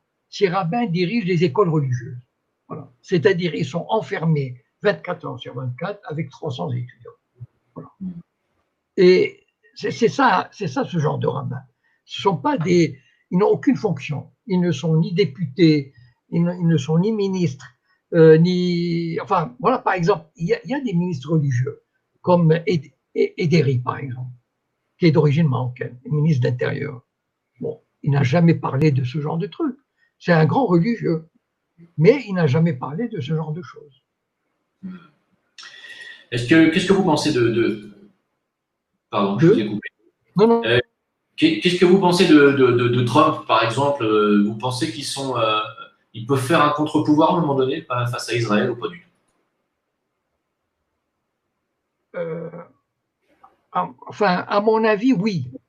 Parce que les présidents avant, même si, bien sûr, il a fait certaines concessions, mais certains disent que ce sont des concessions empoisonnées. Bon, je ne vais pas, enfin, pour développer, c'est le genre de truc où on glisse une espèce de peau de banane, où on donne des avantages sous prétexte, enfin, ce sont des avantages. Il y a même des journalistes israéliens qui l'ont écrit, à l'époque de Jérusalem, à l'époque de la vallée du Jourdain, par exemple. Ça met Israël dans une situation, ça met le régime sioniste dans une situation un peu délicate. C'est-à-dire, on la prend ou on la prend pas. Et donc, voilà, Trump, c'est difficile de se faire une idée. Vous savez que Trump, je vais vous dire, moi qui suivais la campagne électorale à l'époque 2016, et du point de vue israélien, du point de vue sioniste, Trump était accusé pendant la campagne électorale de ne pas d'être anti-israélien. Parce qu'il avait mis un jour dans son discours les Palestiniens et les Israéliens sur le même plan. Et il y a eu un tollé. Et donc le mouvement sioniste a commencé à faire campagne et Trump est allé faire un discours pro-israélien. Mais en fait, Trump fait partie probablement de cette Amérique profonde, même riche, comme Henry Ford, qui sont profondément antisémites, qui croient que les Juifs font du mal à l'Amérique. Vous savez, l'Amérique est un pays profondément antisémite. Je vais vous raconter une anecdote, si j'ai le temps. Ah oui, bien sûr.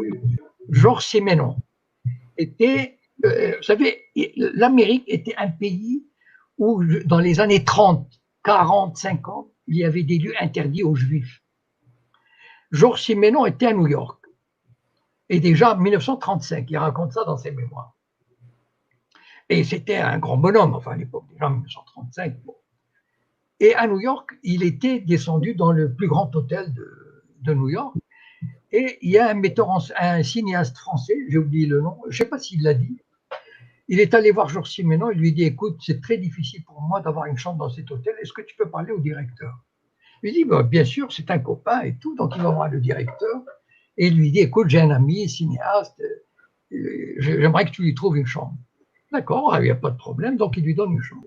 Et 2 jours après, le directeur de l'hôtel, il va le voir, il dit, mais Georges, tu m'as mis dans une situation vraiment embarrassante. Il dit, pourquoi? Il dit, enfin, c'est un juif. Notre hôtel, il n'admet pas les juifs. Donc, vous savez, il y a un sentiment profond. François Sagan, après la publication de son premier roman, Bonjour Tristesse, il a connu un succès fulgurant dans le monde.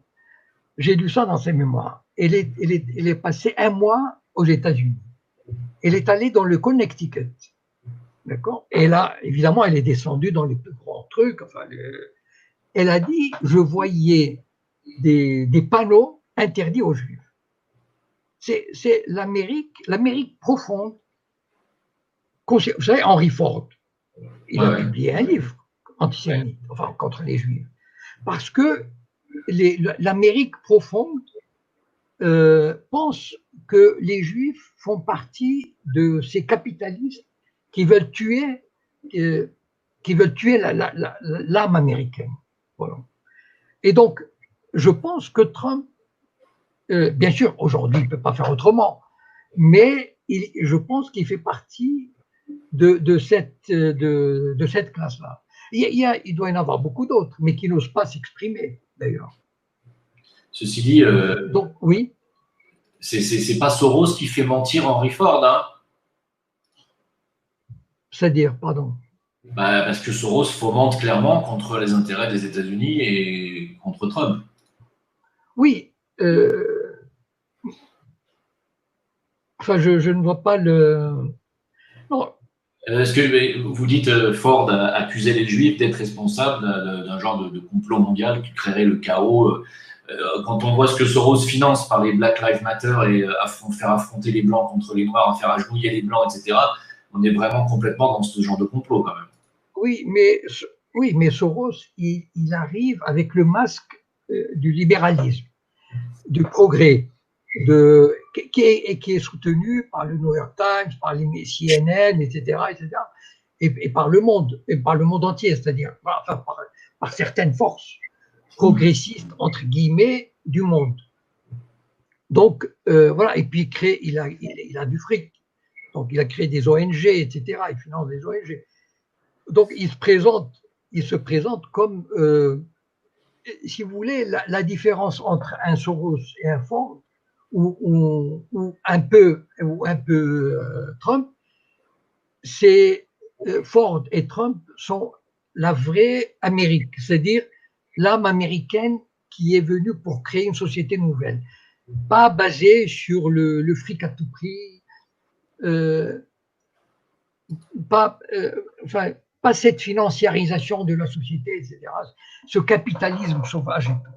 Et donc, alors que Soros, il se présente différemment, lui. Mais c'est juste une façon de. C'est juste une présentation différente. Alors, Jacob, on va peut-être finir parce que je pense qu'on a fait un petit peu le tour d'horizon. Enfin.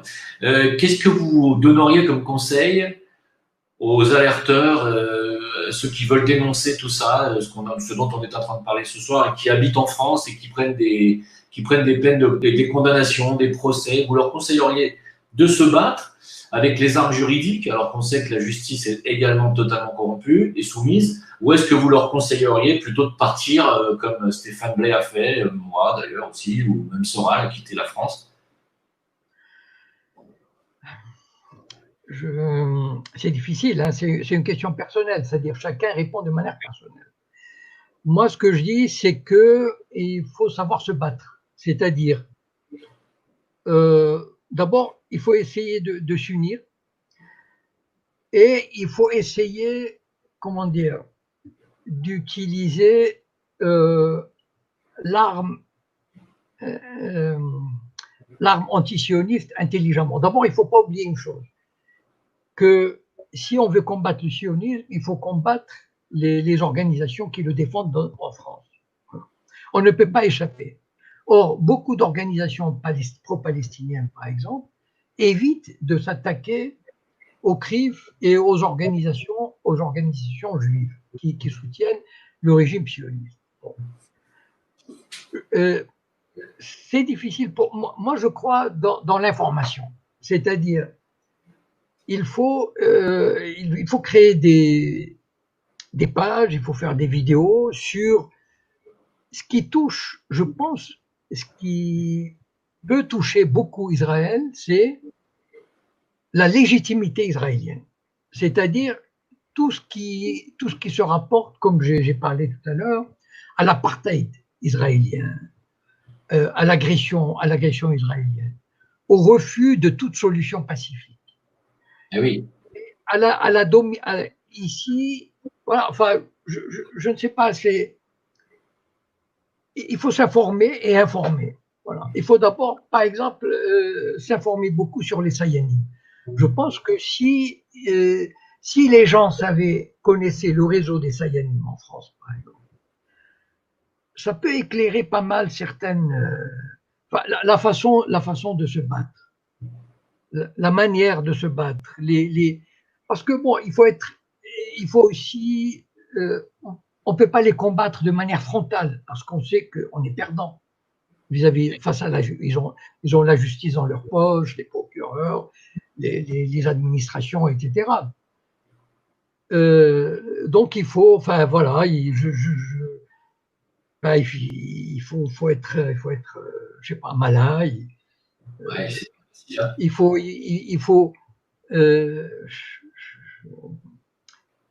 comment dire, il faut savoir combiner, il faut savoir tricher pour arriver à dénoncer la mainmise, etc. Voilà, c'est. Et puis, bon, à mon avis, il faut.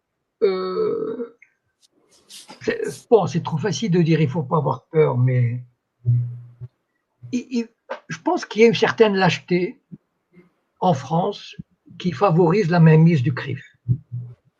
Et malheureusement, je crois que la classe politique, médiatique, journalistique, culturelle, intellectuelle est très lâche. Très lâche. C'est-à-dire, dès que le CRIF fronce le sourcil, les autres s'écrasent. Et ça, c'est terrible. Je me souviens d'une anecdote.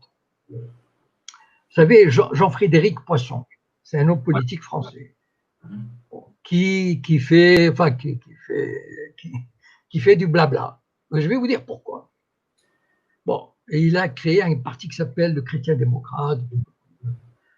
En 2016, il s'est présenté avec la liste des primaires de l'UMP.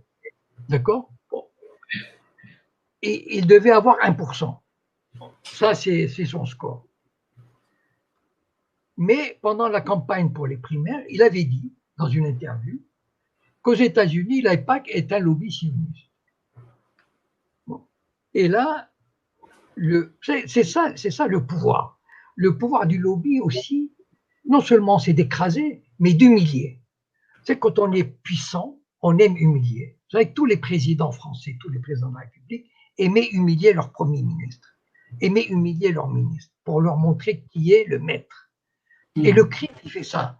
C'est-à-dire, je vais t'apprendre. Voilà. C'est-à-dire, en fait, il veut humilier les gens. Donc, ils ont lancé une campagne contre Poisson. Il disait comment? C'est de l'antisémitisme. Il a dit que l'EPAC est un lobby sioniste. Et même, moi, je me souviens comment elle s'appelle, la présidente de la région. Bon, j'ai oublié son nom. Enfin, les cadres du UMP ont dit à Poisson, écoute, ou tu t'excuses, ou on t'écarte de la course. Là, Poisson avait un truc extraordinaire à défendre. Parce que l'AIPAC, lobby sioniste, mais il aurait pu produire 100 documents israéliens juifs que l'AIPAC était un lobby sioniste. Il est inscrit comme lobby sioniste. Il avait un truc inattaquable.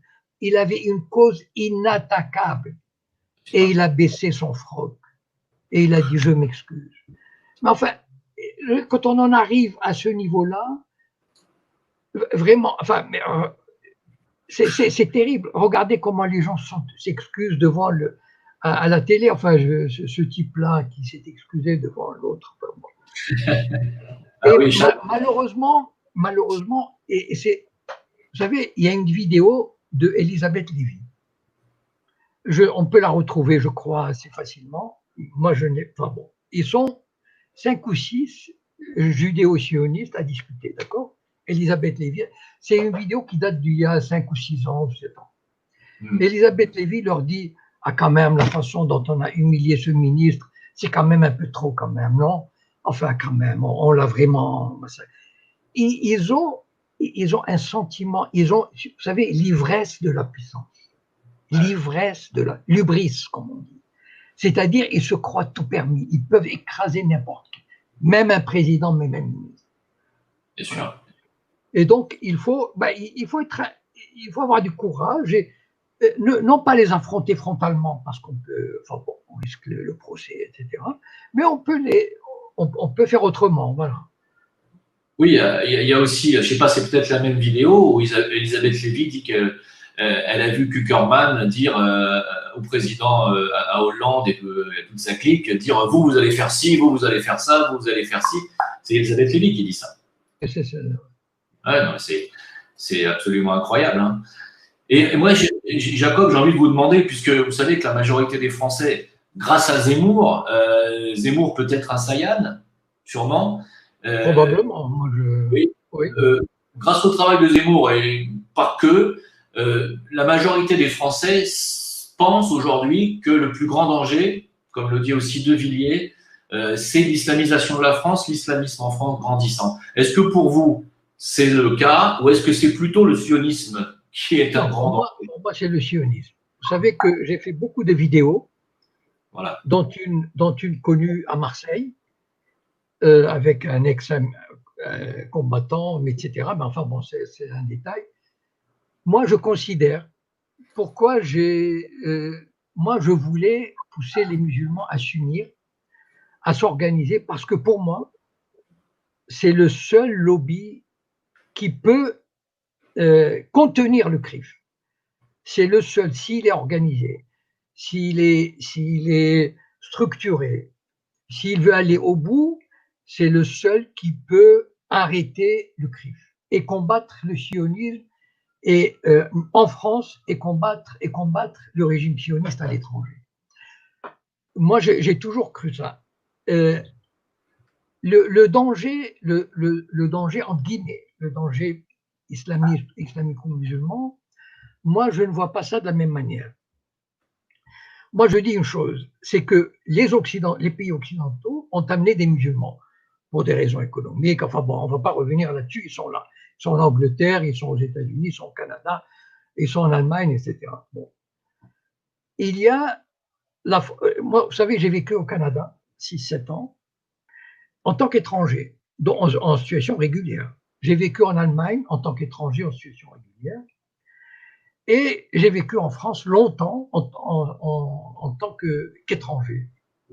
Et malheureusement, la France est un pays, soit par nature, la nature du pouvoir, soit par l'histoire coloniale, toutes sortes de raisons, a toujours eu une attitude de déni, d'hostilité avouée, insultante vis-à-vis de la minorité musulmane. C'est-à-dire, il n'était vraiment pas bon pour un musulman d'aller refaire ses papiers à carte de séjour, j'en sais quelque chose.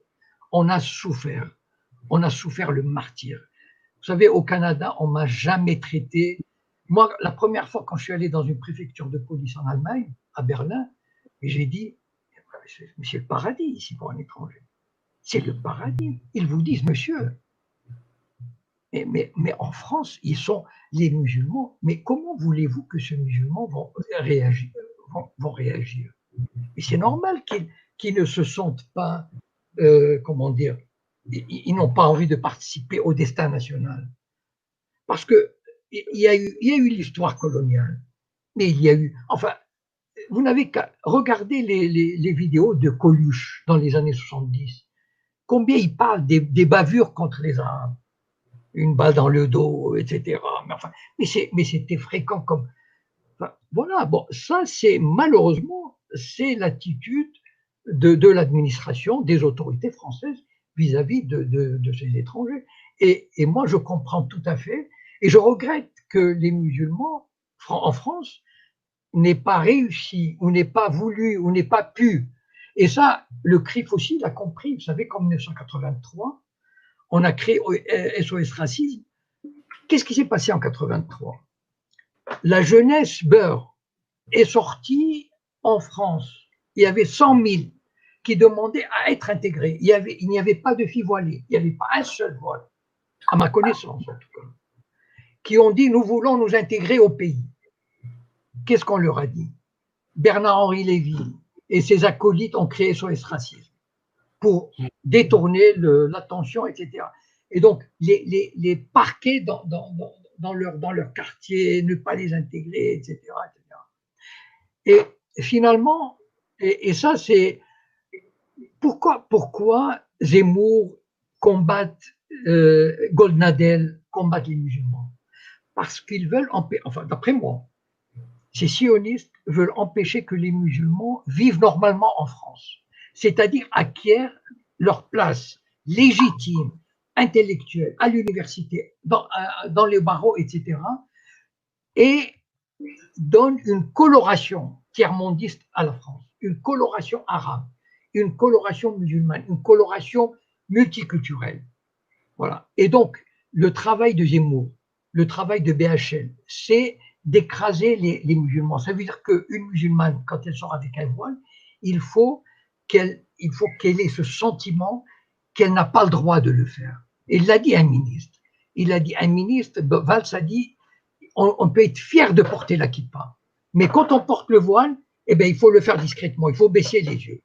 Donc, en fait, c'est toute la politique en France qui est dirigée en sous-main. Vous savez, la loi de la laïcité, elle a été dirigée en sous-main par le lobby juif. Et donc, d'écraser le musulman, la communauté musulmane, qui passe à la télévision française, qui parle des musulmans, qui parle du Coran, qui parle de l'islam, que des juifs, Zemmour, BHL et leurs acolytes. Et de temps en temps, on invite un bougnoul, qui est Chalgoumi, un crétin. Est-ce que vous imaginez, vous savez, moi j'ai parlé avec des musulmans, j'ai fait beaucoup de conférences. Vous imaginez comment les musulmans se sentent humiliés d'être représentés par un Chalgoumi à la télévision? Mais ils ont des dizaines de milliers d'intellectuels. Mais ils ne viendront jamais à la télé. Pourquoi? Parce qu'il ne faut pas montrer qu'il y a des musulmans intelligents, ouverts, français, qui ont envie de participer. Il ne faut pas montrer ça. Voilà. Il faut qu'ils montrent des musulmans des terroristes ou des islamistes ou des séparatistes ou des complotistes. Mais ça, voilà. Moi, je leur tire mon chapeau aux sionistes. Sincèrement, je leur tire mon chapeau. Je dis, en 20 ans, 30 ans, alors que, bon Dieu, les musulmans, ils ont une force extraordinaire. Ils sont 7 ou 8 millions en France.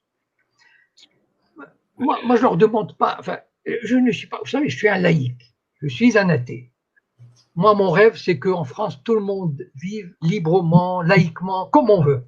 Voilà. Mais le problème, vous savez, quand j'ai fait cette conférence à Marseille, j'ai dit aux musulmans, vous savez, vous n'avez pas le choix, vous les musulmans. Le CRIF vous a déclaré la guerre. Alors, de deux choses l'une.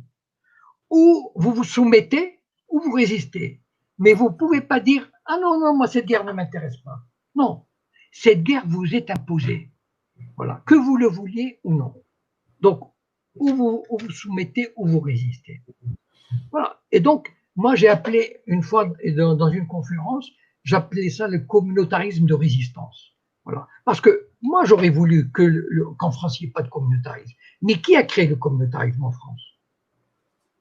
C'est pas le CRIF. Enfin, regardez ce communautarisme-là. Bah, voilà. Oui. Donc, Voilà, donc j'ai pas cette vision.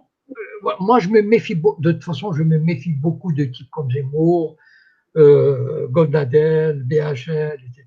Voilà. Monsieur Jacob Cohen, vous êtes exactement l'antipode de Patrick Cohen.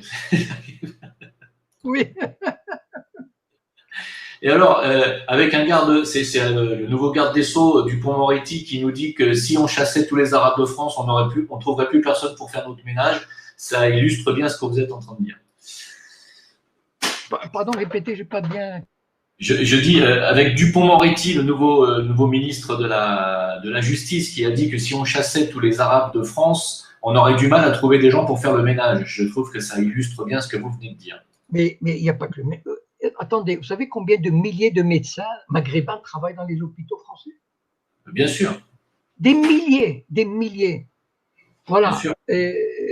Malheureusement, voilà, on est dans un pays où et moi, comme pour les Palestiniens, je mets la responsabilité, la moitié de la responsabilité, une partie de la responsabilité sur le dos des musulmans, voilà, qui ne savent pas se défendre, qui sont venus en France avec dans leur ADN un élément de soumission. Voilà, ils ont gardé, vous savez, le maghrébin. Moi, je suis maghrébin, donc je sais de quoi je parle.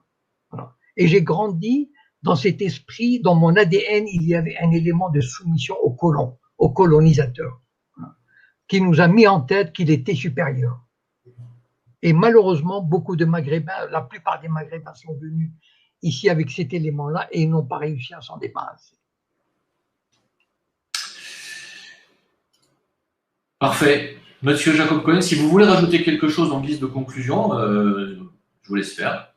Non, enfin voilà, moi j'invite juste les gens à se battre. J'aime pas dire intelligemment, ça veut dire adroitement, voilà, de manière maligne. Il faut être malin, faut être sournois. On a affaire à un ennemi redoutable, voilà. Donc il faut faire des alliances, les alliances qu'il faut. C'est un travail qui paye. Faut pas croire, c'est un travail qui paye. Voilà. Mais il faut juste le faire, voilà, avec beaucoup d'intelligence, de savoir-faire. Et ça paye, voilà. Donc il faut être plus malin que le malin, en fait. Il faut être malin comme eux, voilà. Alors, Monsieur Jacob Cohen, merci beaucoup. Vous restez avec moi 2 minutes. Je dis au revoir à la communauté, tous ceux qui nous ont suivis. On était 1280 en direct. Voilà, c'est un joli score pour une petite chaîne, pour un grand intervenant, Monsieur Jacob Cohen. On remercie. Vous restez avec moi 2 minutes. Oui, oui. Hors antenne. Merci à vous tous. À la semaine prochaine pour un autre invité. Voilà, donc je vous dirai. Qui sait, pour l'instant, je ne sais pas encore. Et puis, à demain, je pense faire une vidéo sur commenter l'actualité. Voilà, parce que c'est des choses à dire, comme tous les jours. Donc, merci à vous. Bonne soirée, bon week-end à tous. Allez, au revoir.